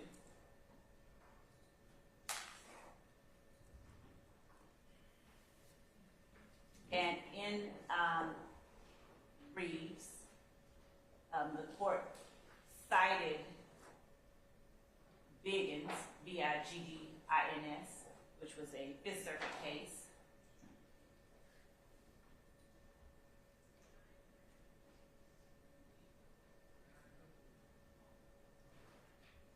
In Reeves, the court said that the government, plainly the government carries the burden of proving four things, the most relevant of which is the identification of the relevant speakers.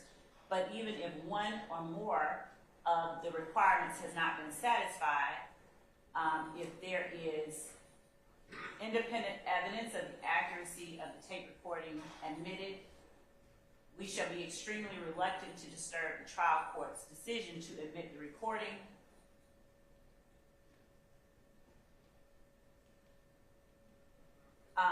They point out that under the federal rules of evidence, an opinion identifying a person's voice based on hearing that voice at any time under circumstances that connect with the alleged speaker can satisfy Rule 901. And they cited Fifth Circuit 1979 case for that proposition. So for our purposes, as we've alleged and stated from the beginning, the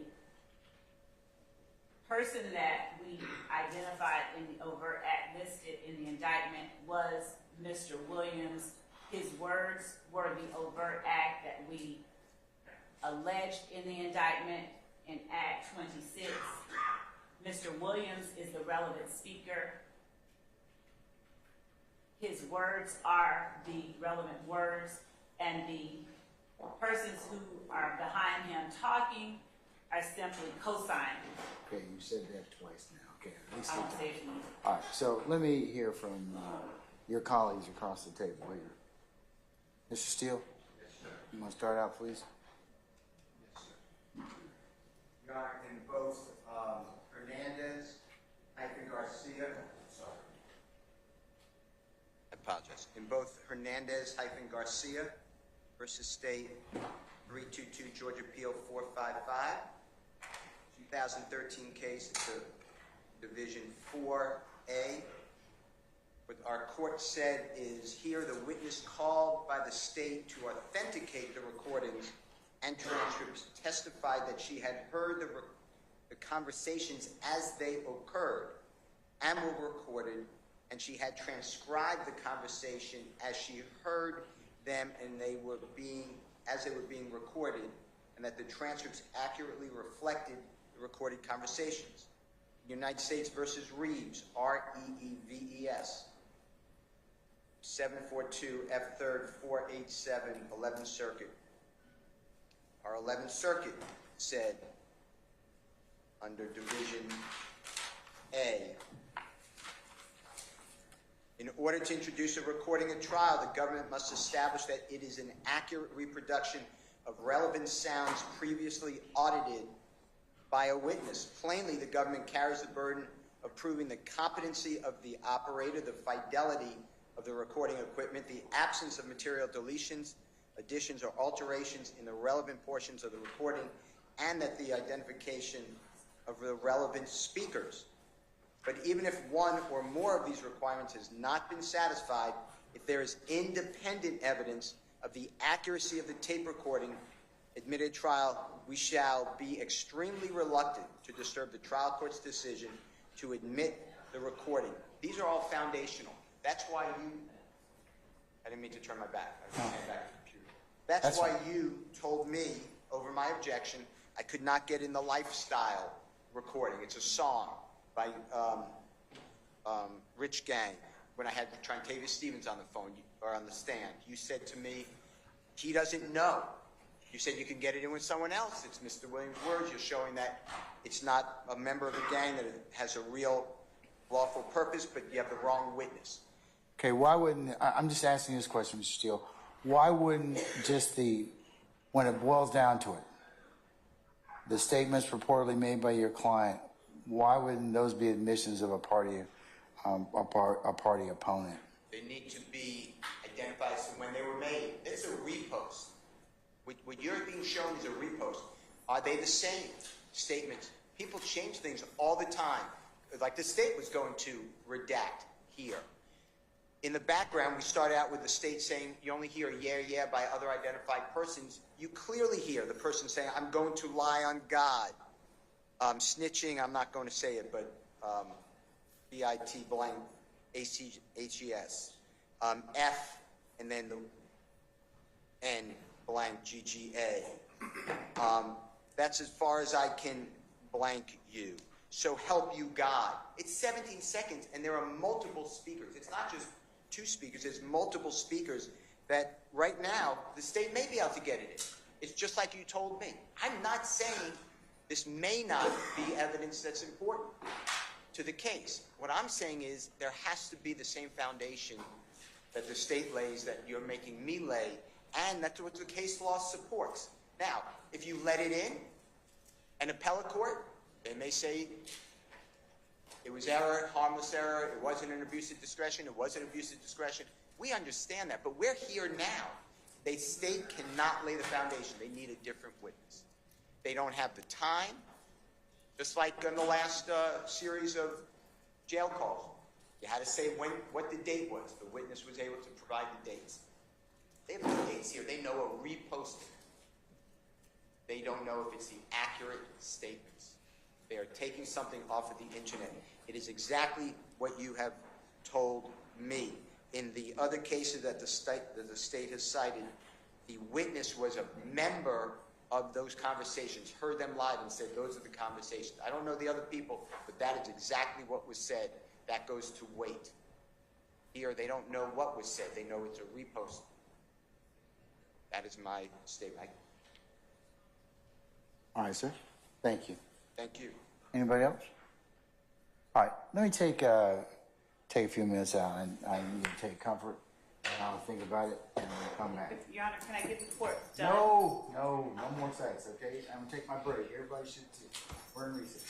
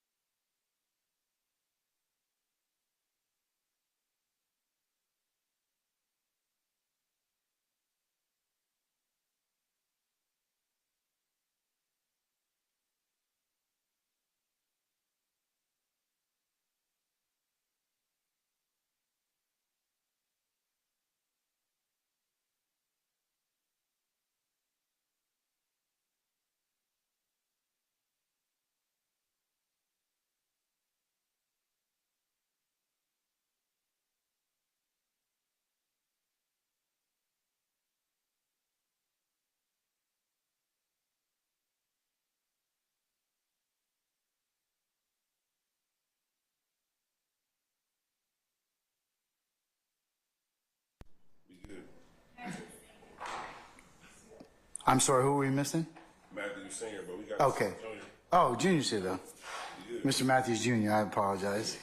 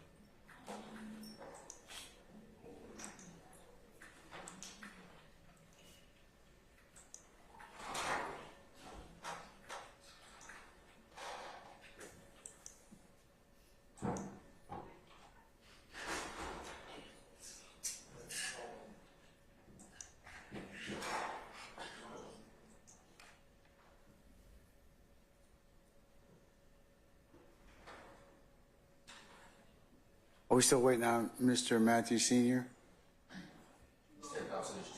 I'm sorry? He stepped out to his truck. Oh, you're good. Okay. All right. Thank you, sir. Appreciate it. All right. Okay. The court's had an opportunity to kind of consider the issue presented to it as to the exhibit. That being states 112 Bravo Bravo, the digital media of the incident involving the posting of January 26th of 2015. I'm going to sustain the objection as to foundation at this time. However, much like many of the rulings I've made, they're subject to reconsideration. In this particular circumstance, I believe that it is the opinion of the court that the original video as presented would at least the source would have to be at least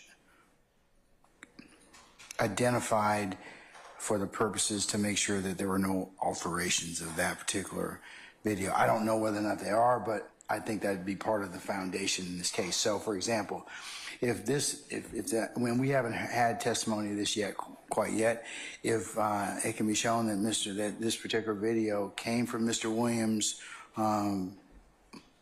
Instagram page or some other social media site, and it's public and posted, and then it was re-grabbed and reposted, then that would finish the foundation for in the court's opinion. And the other issues that the court would take up at that point in time as to what it would play and for what purpose. Okay, so I'm going to sustain the objection right now, but if you can lay more foundation another time, I'll reconsider it. Okay. Yes, Your Honor, and to understand, Your Honor, is the court saying that only postings of a party opponent on the party opponent's website can be? No. It has you have multiple issues with this particular piece of evidence. We haven't gotten to the reason that you want to put it in. That's separate. Okay? The first part has to be the foundational aspect of is it true and is it authentic? So in order for you to do that, you need to show where the original posting came from so there's no alteration of that particular post. I would need to see that in order for me to kind of make further decisions on whether or not that particular statement is admissible. I mean, so I'll get to that, but I think that if you can show that where it came from to begin with, that there's some reliability that, hey, it came from Mr. Williams' website or a post from Mr. Williams, then I'll reconsider it at that point in time. I just haven't heard any testimony about that. I didn't know if the court saw at the bottom it said at Thugger1. It referred to Mr. Williams' website. I understand that. And so, but it's still a reposting. And in doing so, Mr. Garlington was adoptively admitting Mr. Williams' words as Mr. as our evidence book says, statements of a party opponent are admissible without presentation of any predicate or foundation. The definitional exemption for individuals. Where's that? It's on page 463. It's in 24.8.801 D2A.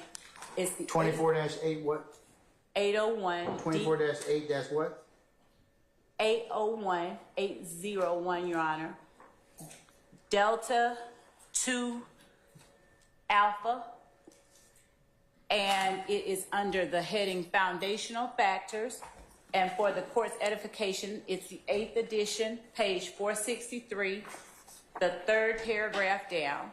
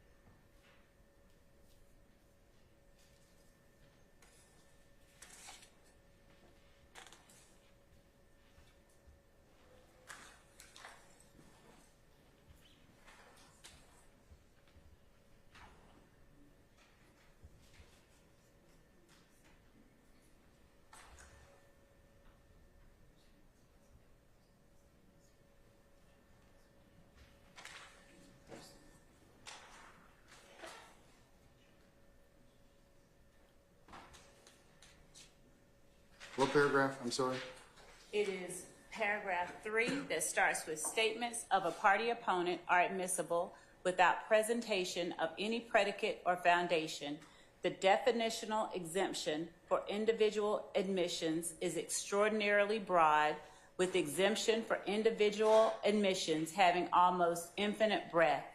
In addition, an admission of a party opponent needs no indicia of trustworthiness to be admitted. The party admission must be relevant, and the party admissions are not subject to the personal knowledge requirements of Federal Rules of Evidence 602.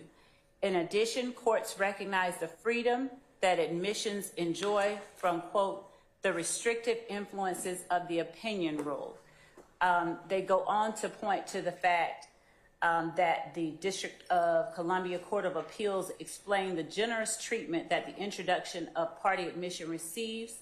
Party admissions differ from most out-of-court statements in that their admissibility does not require the demonstration of guarantees of trustworthiness, but is based rather upon the identity of the speaker.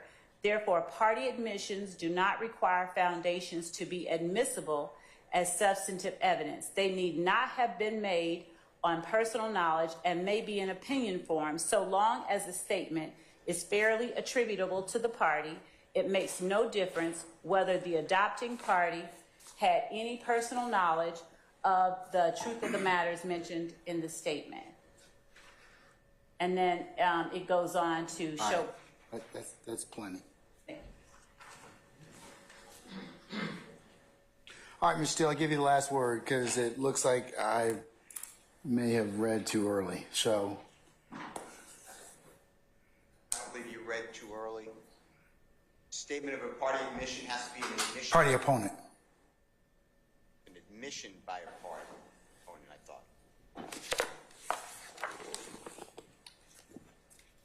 Admission by a party opponent. Yes, sir. An admission has a specific text and connotation in law. It's different than a confession, which admits all elements. An admission admits some of the elements. Here, this is a statement. The state still has to be bound by the foundational requirements that you have sustained the objection. Okay, stop. Please, yes, sir. Please don't go back to that. I have to make them on individual bases, all right? So why wouldn't this be an admission of a party opponent, your client, if a jury chose to believe it? Because 3 reasons, and you've already said them. They don't have a date. But it looks like from looking at Carlson and 24-8-801D2 alpha, That's what it indicates here, that that statements of a party opponent are admissible without presentation of any predicate or foundation. Because it's not an admission, so you still need the foundation. Why wouldn't it be an admission? If it's believed by the jury for what it stated in the statement, it goes to whether or not your client's a leader. It goes to whether or not he has control. It goes to several other purposes that the state mentioned earlier in terms of his relationship to YSL, intent. So if the jury believes that, because that's certainly within their purview. But why wouldn't it be admission by a party opponent for that reason? Because the state is saying they charged in an overt act that this statement was made, reposted on the 26th day of January 2015. There's no evidence of that. But it looks like, I'm sorry, go ahead, sir, I apologize. Go ahead, I'm sorry, go ahead. My position is it's not an admission without there's some sort of context. This was said for this reason, to stop people from cooperating, or this was said for this reason. But that's what the jury needs to decide on that issue. Foundational requirement, like you've said. I believe a foundation still is. Okay. While I did say that, Mr. Steele, it looks like that. Of course, I have to look at things in the light of what you all tell me, and also the statutes and the law applicable. But it appears that it looks like from statements of a party opponent are admissible without presentation. If I believe that the statements in 112 Bravo, the digital media from January 26, 2015 are in fact an admission against interest. Well, I don't believe or admission of a party opponent, I should say. I don't believe that it fits in that category because we don't have any of the date that it was made. If it was truly that statement of Mr. Williams, I still say that the state, they started out with, it's all Mr. Williams' statement and there's nothing else said except yeah, and indiscernible. That's wrong. Then they started out with, they don't have to identify the speakers. I believe that's wrong. And now they are at a position where they don't have to lay any foundation because it has to be an admission of a party opponent. But it looks like under 24-8-801 D2A that it's not required. Okay. It's not required. Well, then I need. And I'm looking at the statute right now, and it says, admission shall not be excluded by the hearsay rule. An admission is a statement offered against the party. A statement means an oral or written assertion or a nonverbal contact of a person is if it's intended by the person as an assertion. Your client is allegedly making a statement in this particular video, which arguably is admission by a party opponent for what the state is claiming in Act 26, as well as Count 1. So, I mean, and that's for the jury to decide, but whether or not they want to take it as that. But it appears that if I'm reading 801 D2A correctly, that the foundation's been met. Well, then I didn't know about this when we broke. If I would have known about this issue, I would have done it over the break. I just learned about it. I'm assuming when the court learned about the state's new position, I'd like time to look at it because my memory is this is not an admission, but I have to get you the cases. I can't cite a case to you off the top of my head. I apologize, but I can't do it. No, I mean, look, I'll give you 5 or 10 minutes if you can find me a case that says it's not a statement against interest or a statement by a party opponent, but admission by a party opponent. I'll take that into consideration, sir. Okay. Thank you. All right. So I'm just gonna pause for just about 10 minutes, and I'll go ahead and let you all confer about that. Okay.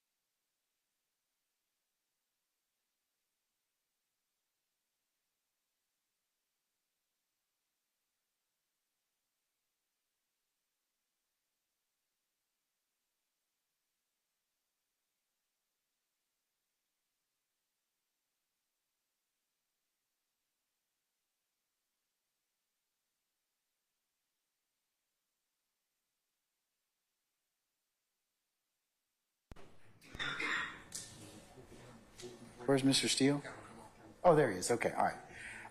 Let me go ahead and just as an opening kind of to the court's addendum, just tell you that I'm only going to consider the statement and want to hear argument as to whether or not it falls within 24-8-801 D2A, because from doing a little more research, if it's an admission against interest in the statements in a criminal case, and this is a case law, and I'm looking at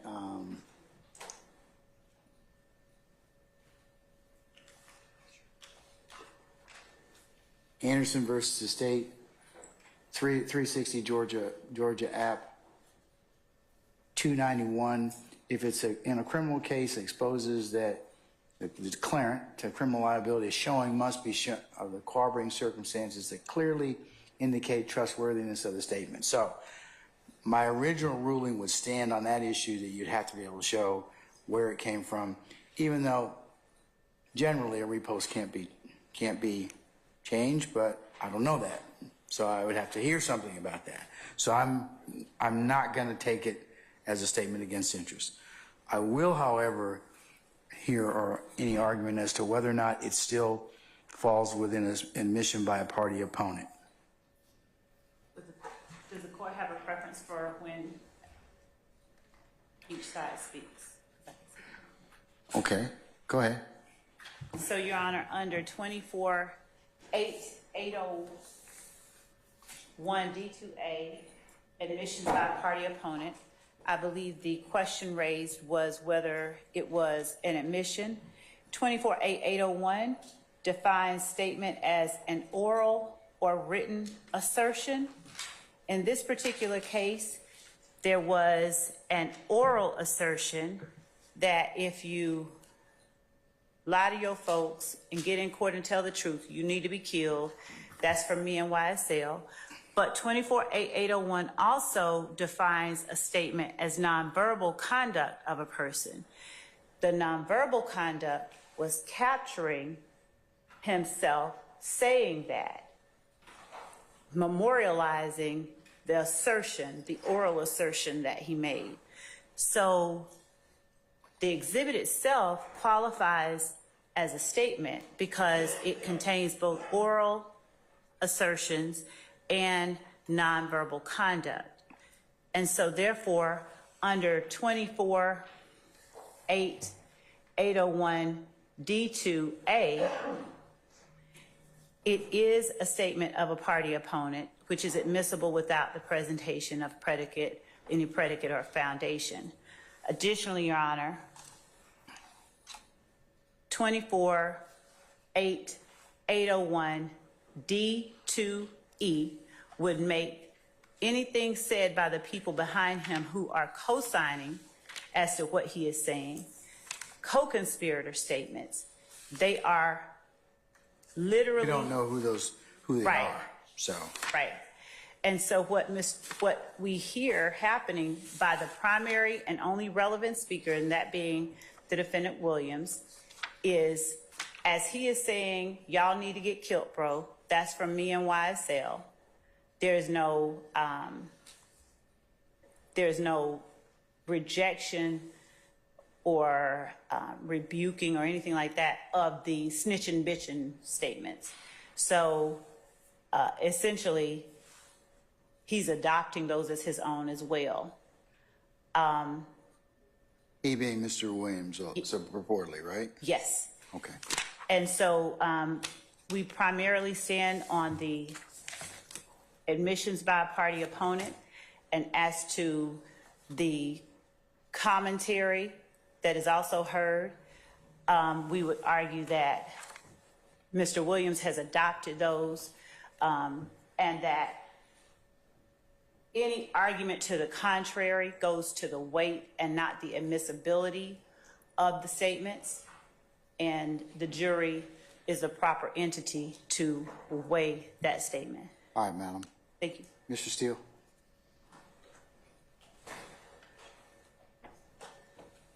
Your Honor, I found a case. It's United States versus Rodriguez, which is RODRIGUEZ. One more time. Yes, Is sir. it RODRIGESZ? RIGUEZ. RODRIGUEZ. Yes, sir. And it's 427, Fed, which is FED period, appendix APPX period, 784. One more time. I said Yes, sir. 427, 427. Fed, I'm FED sorry. period, appendix APPX period. You said Fed appendix. Yeah, FED period, APPX period, 784. All right. It's in division Let me see if I can find it. C1. Hold on 1 second.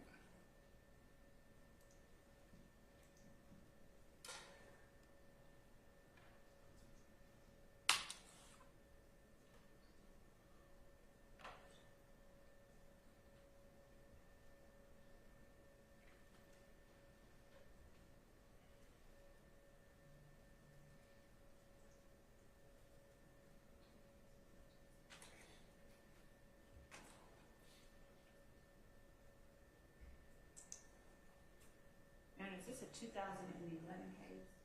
Yes. It looks like it's 2011. Is that correct, Mr. Steele? Correct. May 25, 2011. That would be before the new evidence code. Right, took in effect. Georgia, but it's 11th Circuit, so we adopted their evidence code. That's what we did. So this would be the law that from the 11th Circuit. All right. So what section are you asking or inviting my attention to? C and then 1. It's maybe halfway down in the opinion. C and then 1. Okay. Yeah, so it starts with C, and it's titled, "The District Court Did Not Abuse Its Discretion in Admitting Evidence." There's a paragraph explaining it, and then it goes into 1. Hold on 1 sec, sir.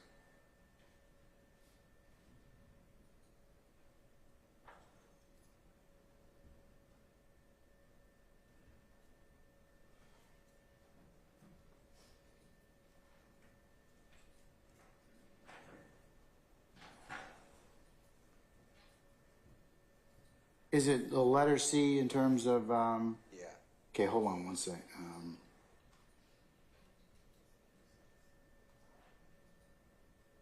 It's in under Roman numeral 3. It says discussion, and then it starts with A, B, and then C, and then 1.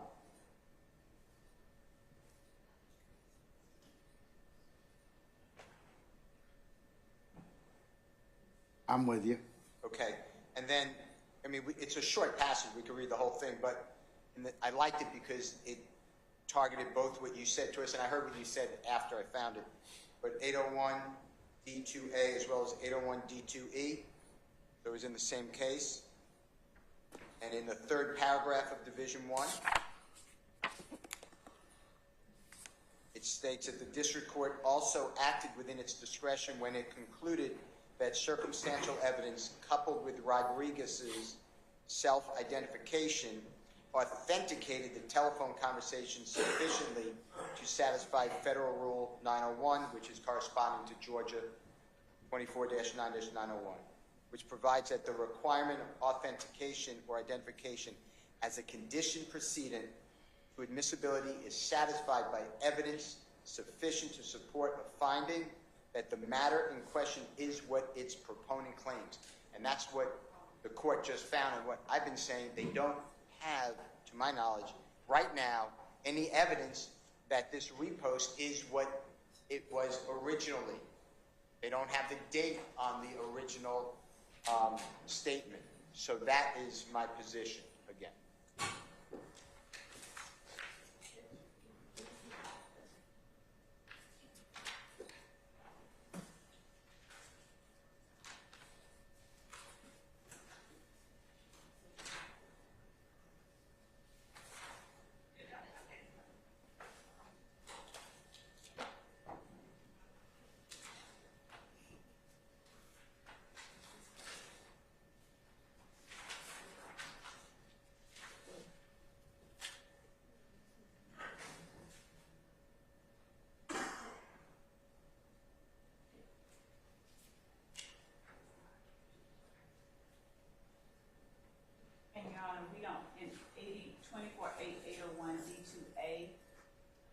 which is our statute, it has no requirement of date and time as Mr. Steele is asserting. Authenticity. And specific. That's different. That's different. Authenticity is different. Exactly.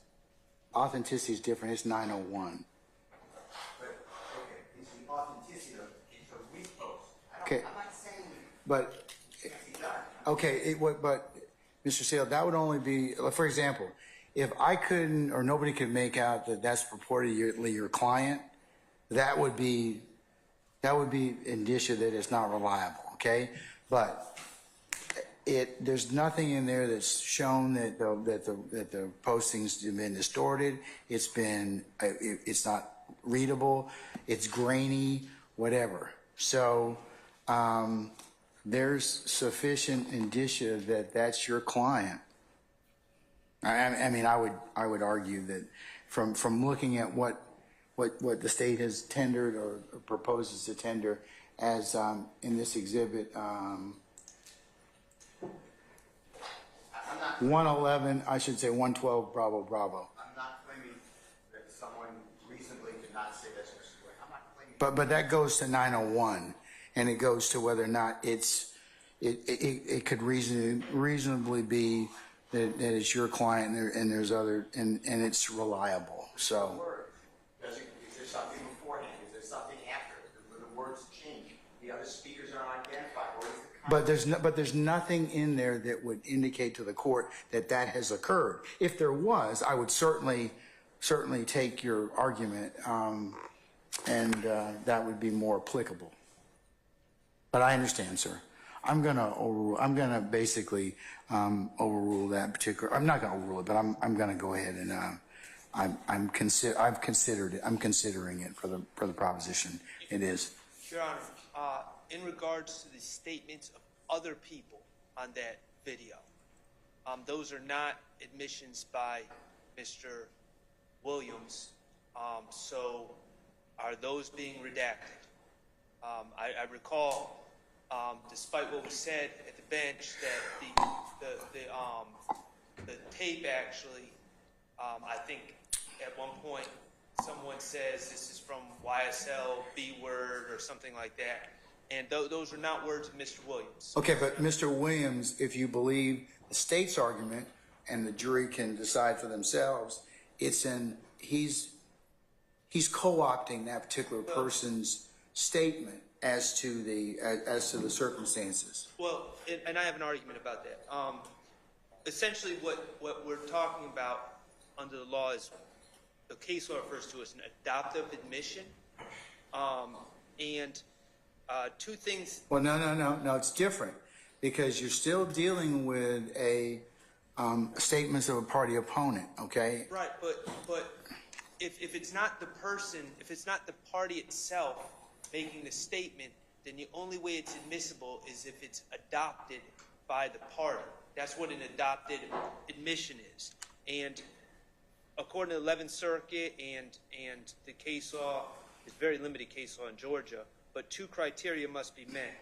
First, the situation must be such that the innocent would normally be induced to respond to the words of the other person. And second, there must be sufficient foundational facts from which it can be inferred that the defendant heard, understood, and acquiesced to the said statement. And this is my argument. It's going to be by analogy. I'm on the phone with Mr. Steele. We're talking about the day we were in court, and then Mr. Steele says, and Max, remember that armed robbery that we did in 2020? And then he hangs up the phone. Well, I didn't have much of a... That's a little different. Well, hey, because that's called a tacit admission. That's a statement that somebody... Listen, that's a statement that somebody makes that you expect them to say. It's just like, like somebody who says, did you hit Frank? I didn't. Well, right. You'd expect somebody to deny that immediately. Correct, but from my recollection of watching the post, that last part was said at the very end of the post, and there was really no opportunity to respond, to acquiesce, to do anything, and then the post ended. So my argument is, you know, I agree with Mr. Steele that it should not be admitted at all, and that's my stance. But if it is going to be admitted, the words of a third party, I don't believe that Mr. Williams' lack of chastising the person, whoever said it, in the 1 second that the clip continued before it was turned off, constitutes an adoptive admission. And so All right. that's my stance. Thank you, sir. All right, State, you wish to be heard on that issue?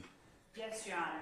What is happening, as the court heard, is that the person who is echoing Mr. Williams' comments about people who come into court and tell the truth need to get killed, that's from him and YSL, they're actually echoing Mr. Williams' statement as opposed to Mr. Williams' statement simply adopting his. The other thing that I would point out is that this is a much different situation than, say, someone taking a selfie and getting photobombed unknowingly by Mr. Brown standing behind me until I look at the picture. Mr. Williams has a camera up to his face. He is video recording himself, and it's audible to a listener that words are being spoken.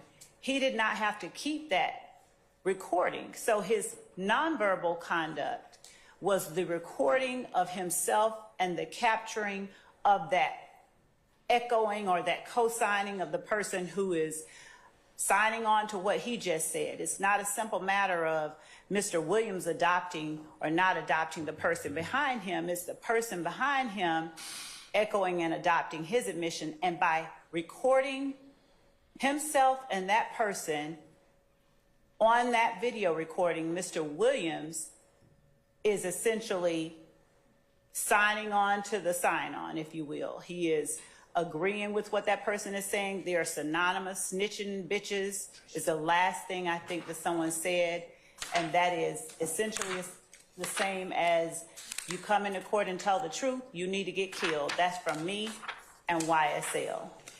And so,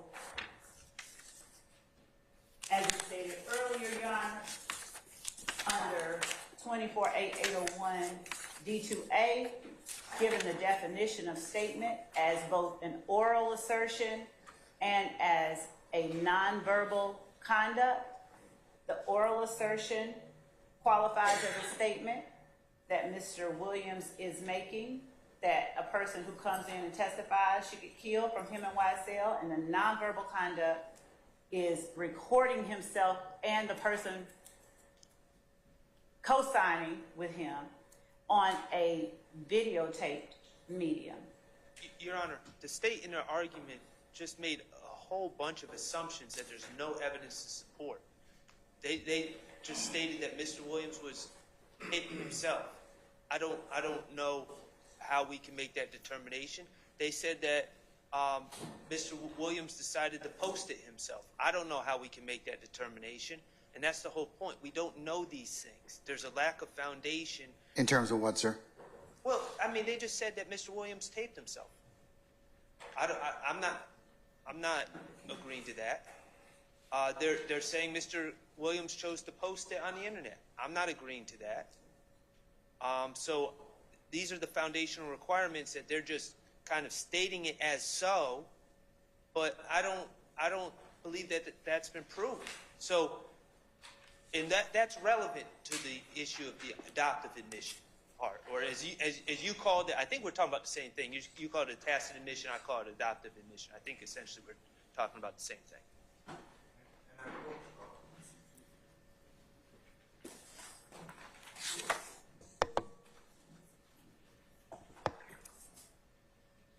Sir, I'm sorry. I will say this. I don't personally have any knowledge that this is on Mr. Williams' social media. I've looked, I cannot find it. If I'm wrong, I know the state didn't give it to me. Discovery like that, and I don't find it. And I'm not going to repeat myself, but we started this whole thing with there's no other person in the background except yay. Now other people are saying things in the background, but it shifted so much. And I just still think that the bottom line is somebody, The proponent of the evidence is the state of Georgia. Somebody has to come in and say, yeah, this wasn't altered, this is when it was made, and this is accurate. And we don't have that. What if this was made, Your Honor, in 2014? Just for instance. But the challenge is that under current Georgia law, as it pertains to admissions by a party opponent, it's admissible without presentation of predicate or foundation. Unlike if you have a statement against interest, or unlike if you've got conspiratorial statements, there are a couple other things that need to be brought up. But this particular statement is being offered for the admission by a party opponent, and that's what the law provides under 24-8-801D2A. Not really, because if you recall, it's posted, the state said it's being offered as a statement also of a party co-conspirator, excuse me. Okay, that's different. That would be under E. Right. And E requires different, but however, looking at E as well,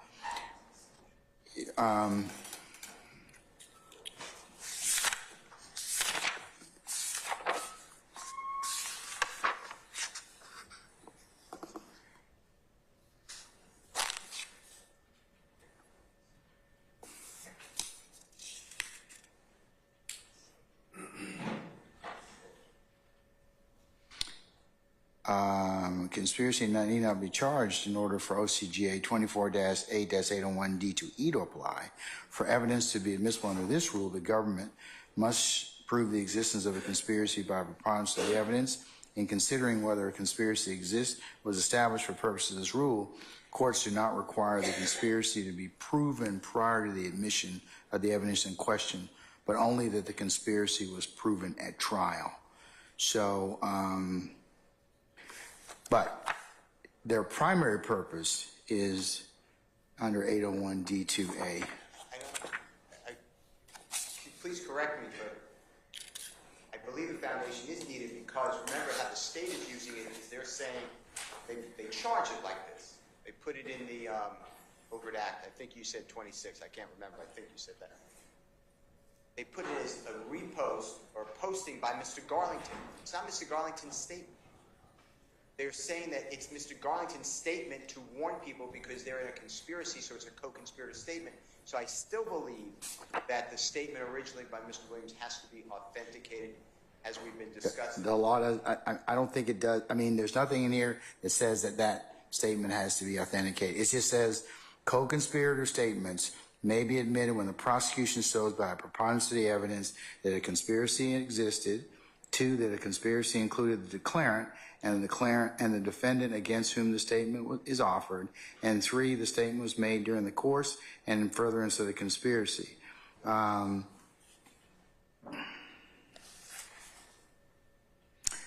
Where statements, however, admit participation in crime but do not evince an intent to commit further criminal activity, Rule 801D2E does not authorize their introduction. I would submit from the court's perspective that the statements could be considered by the jury for the other purposes of what your client said about people coming into court, making purported statements. So I believe that it would satisfy still the dictates of 801D2E, but remember the state's offering it under 801 for count 26, but also for the overt act under count 1. So, and I'll give that. We can hash out that when I charge the jury, because it's going to depend upon some other things if we get to that point, and some other things that may develop in this case. So I'm not saying to you that we may not have a distinction between that, but at this point, I believe it'd be admissible. okay, and listen, I respect your ruling, but that's why I found the Rodriguez case, because it discusses both 801D2A and 801D2E in the same C1 section, and they discuss specifically the authenticity under 901. That's why I thought it was a good case.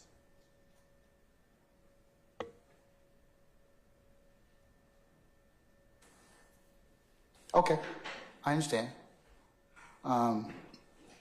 State have any further comment about that? Your Honor, we believe 24-801D2A is clear as it relates to the foundational factors. And that, along with the policy and rationale behind it,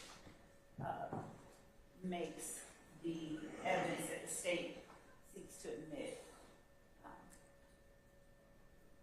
allowable, and we'd ask. Okay. All right. I'm going to allow the state, allow the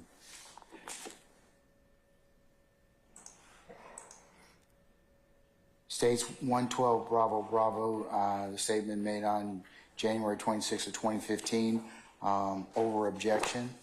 And I'll make it a continuing objection as to all concerned. Okay. All right.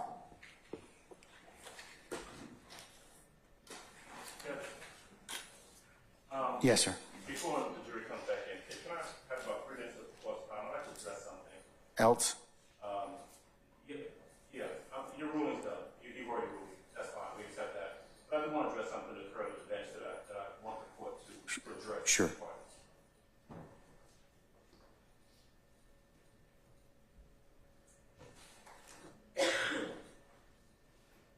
And I just need about 3 or 4 minutes. I've got to say this because I've been sitting there after our conversations. Let me just preface it by saying, in any of our objections, whatever, you make a ruling, sometimes we win, sometimes we lose, we move on. That's fine. If after your ruling, I've got a case that I want to bring to your attention, I say, Judge, reconsider your ruling based on this case, and you consider it, that's fine. If you don't want to consider it, that's fine too. But what I found objectionable, and I want the court to address with the state, is what happened at the bench earlier. There was an objection to the video, you made a ruling, we moved on. The state came back up and made representations to you. And they weren't representations based upon some new case law that they had found. There were representations, misrepresentations that were made directly to you, all of us standing there right there at the bench. She said something very, very fact specific in an attempt to get you to readdress the issue again. Madam Prosecutor said, I want you to listen to the 17-second video, because what you had based your ruling on was that the parties in the background couldn't be identified, all right? And Madam Prosecutor said to you, and was not accurate, and I'm going to be charitable and say that she was disingenuous. What she said was, these people in the background, the only thing that you hear are people saying, yeah, yeah. That's it. When Mr. Steele corrected her and said that's not true, she said, Mrs. Steele is not accurate. What Mrs. Steele just told you is not true. The only thing you can hear in the background is yeah, yeah. And actually, when she stepped up there, it was in an attempt to act as though she didn't know what your ruling previously was, because their attempt was to go ahead and play the video at that time, despite your previous ruling. My point is this. After you decided to reconsider, you want to hear the video yourself, you had a chance to hear it. You had a chance to hear what we had already heard, what we knew it said, what they knew it said. And there are at least 5 or 6 different things on that video audio that were in contradiction of what Madam Prosecutor said. On God, snitching bitches, I'ma tell a lie on God. That's what I'm talking about. No back and forth with you, bro. Fuck nigga. I'm not just saying that for emphasis. I'm saying that because what she said to you was inaccurate. At some point, Your Honor, I'm asking you to, we've had this conversation about Cander with the court over the course of the past number of weeks. 3.3. Yeah, we've had that conversation about it. And when we step up to you and we make a representation, it ought to be candid and it ought to be truthful. And what she said, and look, if she wins the motion, ultimately she wins. But you don't do it by standing there 3 feet from you in your face and lying to the court. And that's what she did. And she knew what she was doing, and it's not right. You heard Mr. Steele. Mr. Steele said, Your Honor, I am willing to surrender my bar card and have her surrender her bar card if what she is saying is true. He wasn't wrong. she wasn't wrong. She was not candid with the court. And at some point, you've got to say to the parties, if I've done that, I would expect you to say, Mr. Adams, don't do that again. Don't step up to me and lie to try and get me to rule or overrule something I've already ruled on. Don't do it again. You ought to say that to them. We're not playing games in this courtroom. These are these people's lives at stake.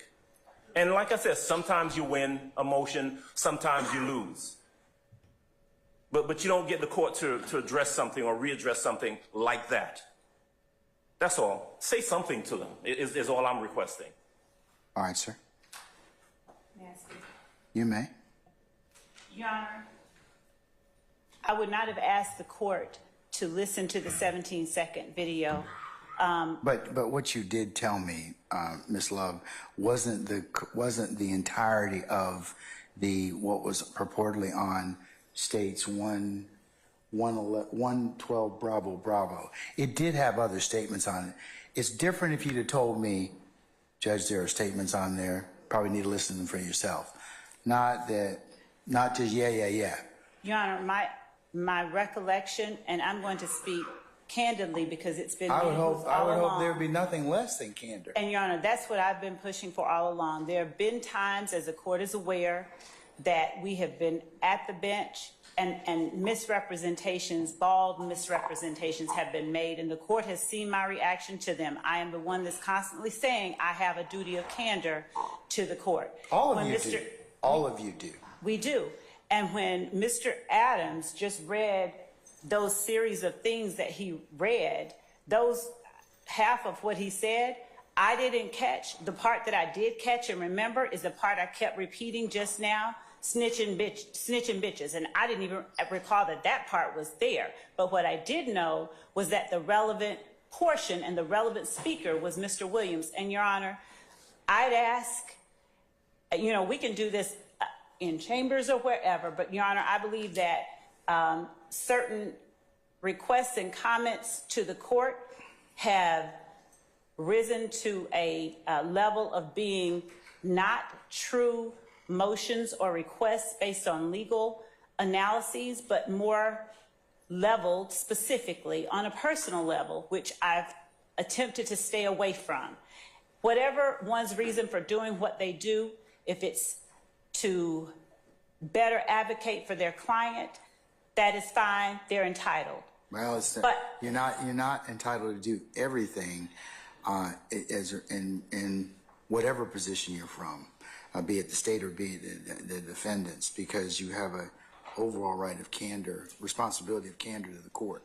I agree, Your Honor. There are certain things you just cannot do anyways. Zealous advocacy is one thing, but it should never be confused for misstatements or for anything else that's not less than candid to the court. I think both sides, you all are fighting very diligently and valiantly about your respective sides. And as I said a couple of days ago, what the public sees is there's friction between the state, the defense, and the court. That is natural, and it is good for the system because it shows that we are not in collusion with one another. Justice is what it will be, and whatever this jury will decide. But what I am going to just advise everyone to kind of relook is what you tell each other, what you tell me, because there have been times where I have not received, I would consider what is accurate information. Let me just put it that way. Okay. And I know, and I'm not trying to attribute, dishonesty to any party, but I have to rely, all courts have to rely upon counsel for their representation. So if you can't remember what it is, just tell me that. It's just like your duty to, upon asked if there's any adverse position to this particular statute of law, you're required to tell me. I mean, I understand there's zealous advocacy, but I would also just remind everybody within the sound of my voice, professionalism really does matter to you all, and it matters to the court, and it matters to those that are watching this particular trial. yes, there have been some times that these proceedings are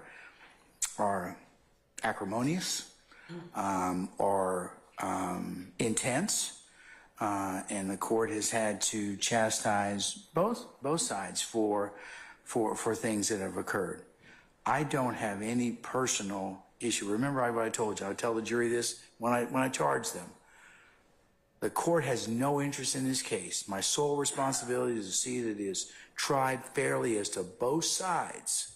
So, and I maintain that in terms of I respect everybody in here as advocates, but you know, I do need to have you just relook what you're saying to each other and to the court, because it really does make a difference in terms of our presentation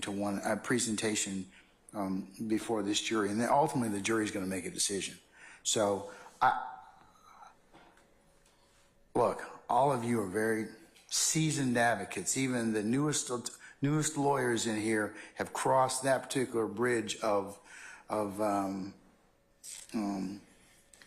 at this point in time, given the length of time that we've been in this courtroom. So I can just tell you from everybody's perspective, Ms. Love and everyone else, Mr. Adams and all of you in here, that you all have jobs you have to do. The court understands that. But please remember at the end of the day, you know, this won't be the last case you try with one another, and won't be the last issue that you try.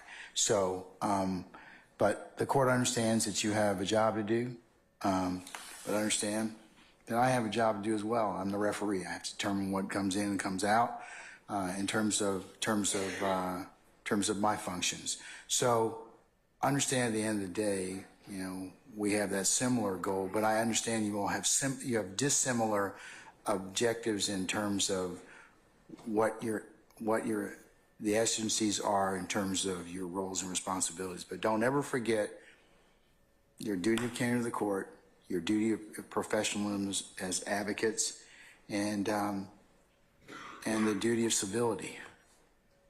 It still applies in criminal cases as well. These defendants are presumed to be innocent, and they are innocent, and that's what this jury will ultimately decide. But we'll have to get there, and we'll make it, and they'll make a decision. Okay? And Your Honor, I'm certain the court means until proven otherwise, they are presumed innocent until they're innocent right now as we sit here. So, and until I charge the jury accordingly and otherwise, and the evidence is presented to them. Right. Well, evidence first and then charge them, but as to how this case goes. Thank you, Your Honor, and thank you for addressing also the concern that I have, because that is my main concern, the level of civility and the level of personal commentary level that is, in my estimation, not necessary, and I appreciate the But that's everyone, you know, everyone's can be accused of that at various times in this particular trial. I mean, I think that every issue that you have seen, Ms. Logan, anything that's been raised at this point in time, anyone who's sitting in this courtroom has probably violated at some point in time or another. However, let's just try and do better in terms of that. But just like I told you with evidence and the other things that need to be brought forth, you know, let's try and do better with that, because certainly, as I mentioned earlier, I don't want to have the jury sitting here for as long as for long periods of time when we take up other business. So we need to plan accordingly. But I think you all could probably, you know, do a better job at least forecasting what is going to be tendered or submitted so that we can minimize delay. So, I mean, to the extent you all have started to do that, it seems to be working a little bit better, but we'll see how it goes. All right? All right, so I have ruled upon 112 Bravo Bravo. What I'd like to do is how much do you have left of your witness here? I wanted to play that video, Your Honor. So how much? It was, I believe, 7 Okay, so how much more do you, just estimate, okay? Because I'm gonna double whatever you tell me. So, how long do you think you'll have more of Sergeant Gaither? After that, I will pass the witness. All right. Councils, I know you all have plenty across, but this will be the end of our work week, and we'll pick up on Monday. Your Honor, outside of the presence of the jury, but on the record, would you permit me to ask Investigator Gaither, when she returns on Monday, to bring all of her reports related to the Dexter Montgomery case? Remember, she's retired from APD. Okay, well, Look, I just want to report. I can't, look, it's not a deposition, okay? It's not, okay? But I think she's going to be on the stand a little while for cross. So I would think that, and the state, have you asked her independently outside, or? I asked where her reports are. I didn't specifically ask her to bring them.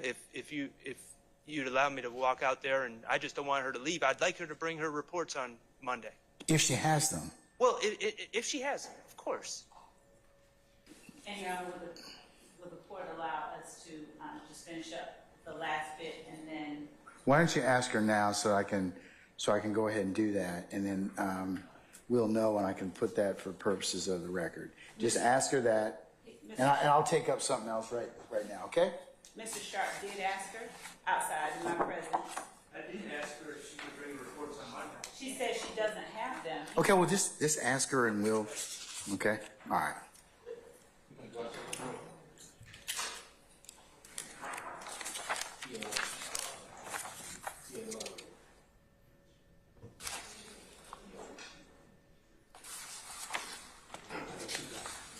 Where the dots are? Okay, all right.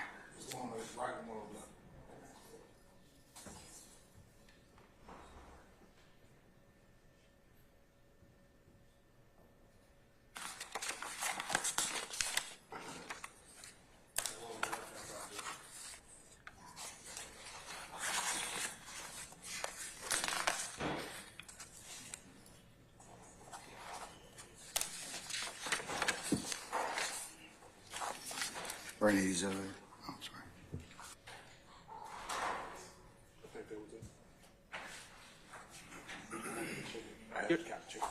Your Honor?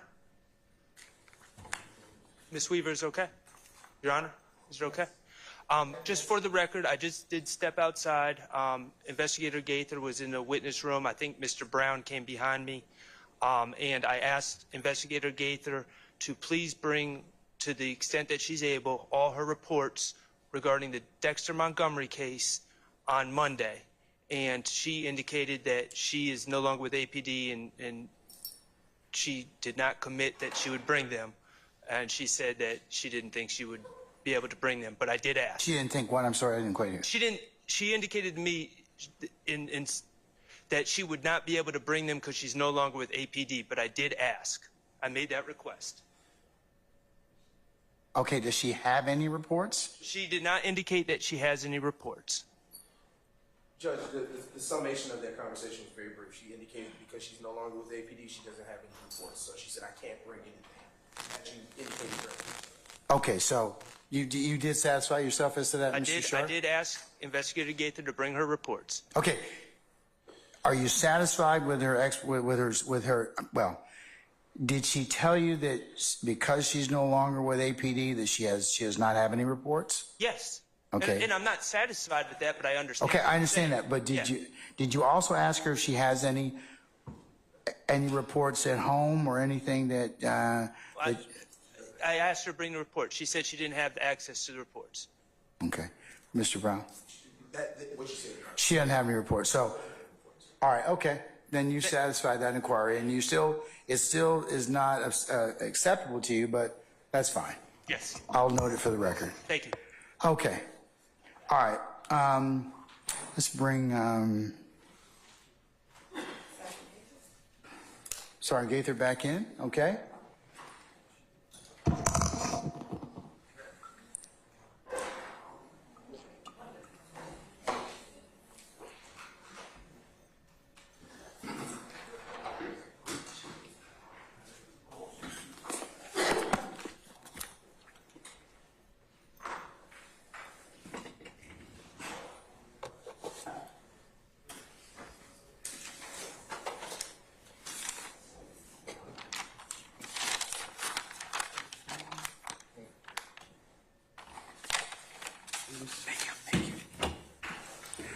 All right, Sergeant Ingram, summon our jurors, please, sir. Mr.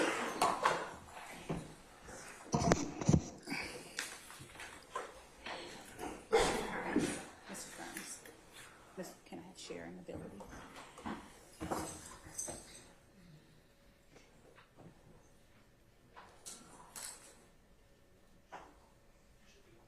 Thank you.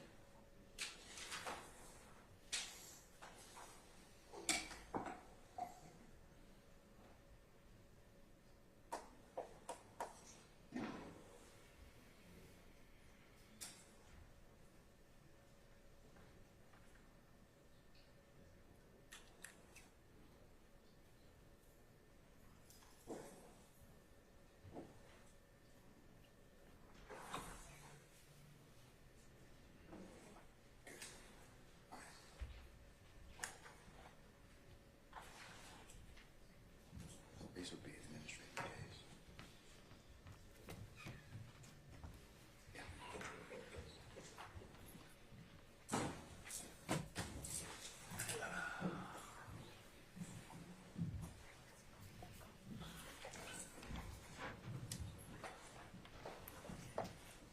All right, ladies and gentlemen, please be seated.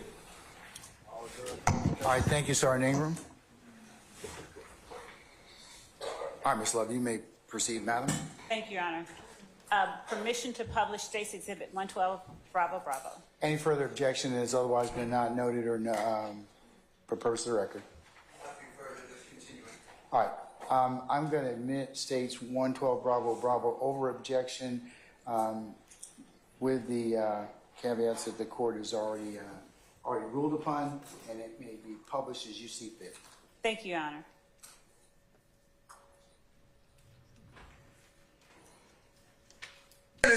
So, nigga, a lot of they mama, a lot of they kids, a lot of they brothers and sisters didn't get ready in the courtroom till the God and his truth. Fuck, nigga. Don't get it. Y'all Y'all niggas need to get fucking killed, bro. You, God. You snitching bitches. From me and YSL.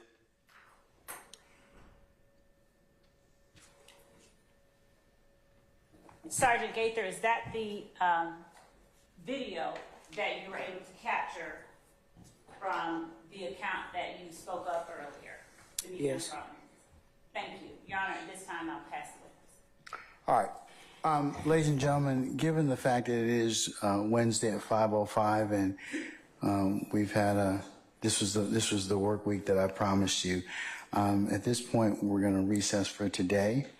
And since it's a natural stopping point, we'll go ahead and we'll reconvene on Monday. So,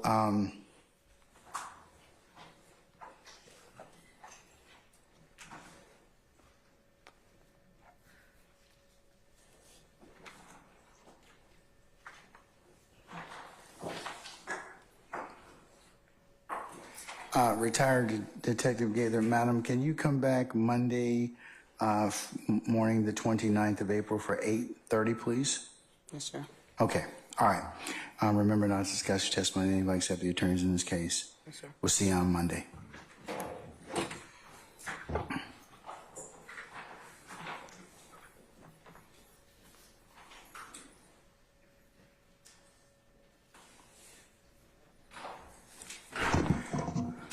All right, ladies and gentlemen of the jury, any ministerial inquiry of me at this point?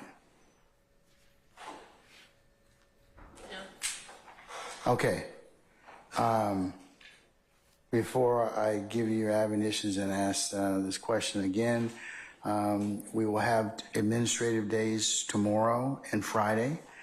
And I have signed the order effective as of tomorrow, so you will get remuneration for tomorrow and Friday since it's I've designated them as administrative days. Okay. All right. We will reconvene on Monday, the 29th. I'd like you all to be here as close to 8:30 as you can for our anticipated 9 o'clock start time on Monday. Okay. And we will work on Monday pretty much all day. Okay? Kind of similar to what we had today. All right. Ladies and gentlemen, any other ministerial inquiry at this point in time of me?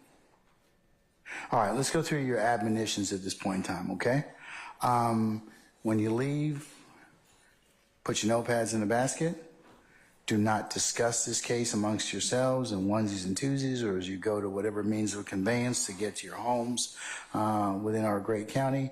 Do not otherwise recap or handicap the testimony that you've heard thus far in this courtroom. Remember, you cannot consider this case until it's properly presented before you, and the court gives you the instructions on how you're to consider it at the time and manner and place that when that time comes.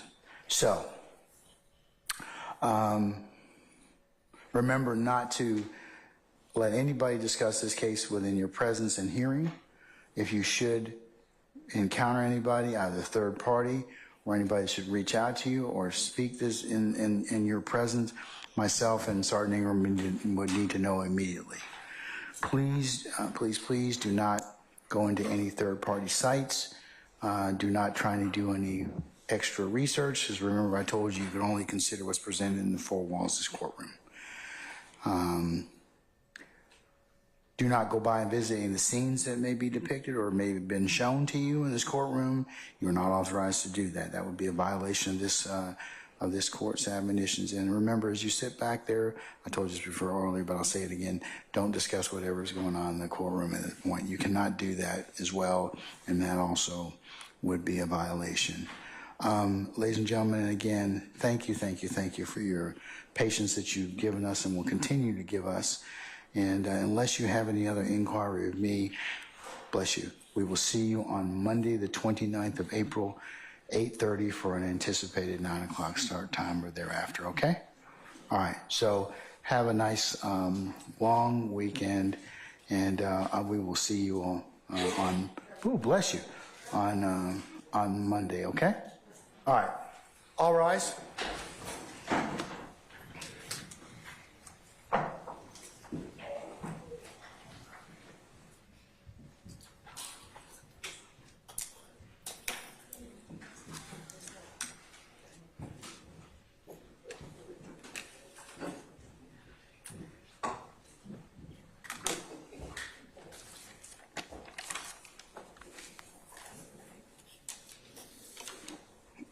All right, ladies and gentlemen, please be seated. Our jury has left us.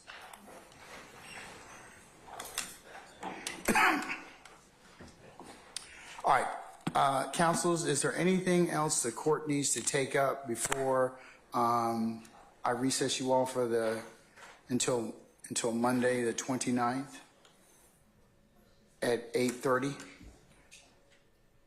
You all need to be here close. Between 8:30 and 8:45, you all could be here so I can take up anything that may be required of the court before our juries are all assembled. Is there anything else I need to take up at this point in time? Related? All right. Mr. Sharp, you got that look. You got that? Okay. You got that look like you'd like to ask me something else, sir. No, I'm good for now. Thank you. Okay. Mr. Steele, anything, sir? No, sir. Okay. All right. Anybody else? No, sir. Mr. Bott, you trying to get up or something like that, or what? Okay. From what? All right. Okay. All right. Counsels, I'll see you on Monday the 29th, okay? All right. We're in recess.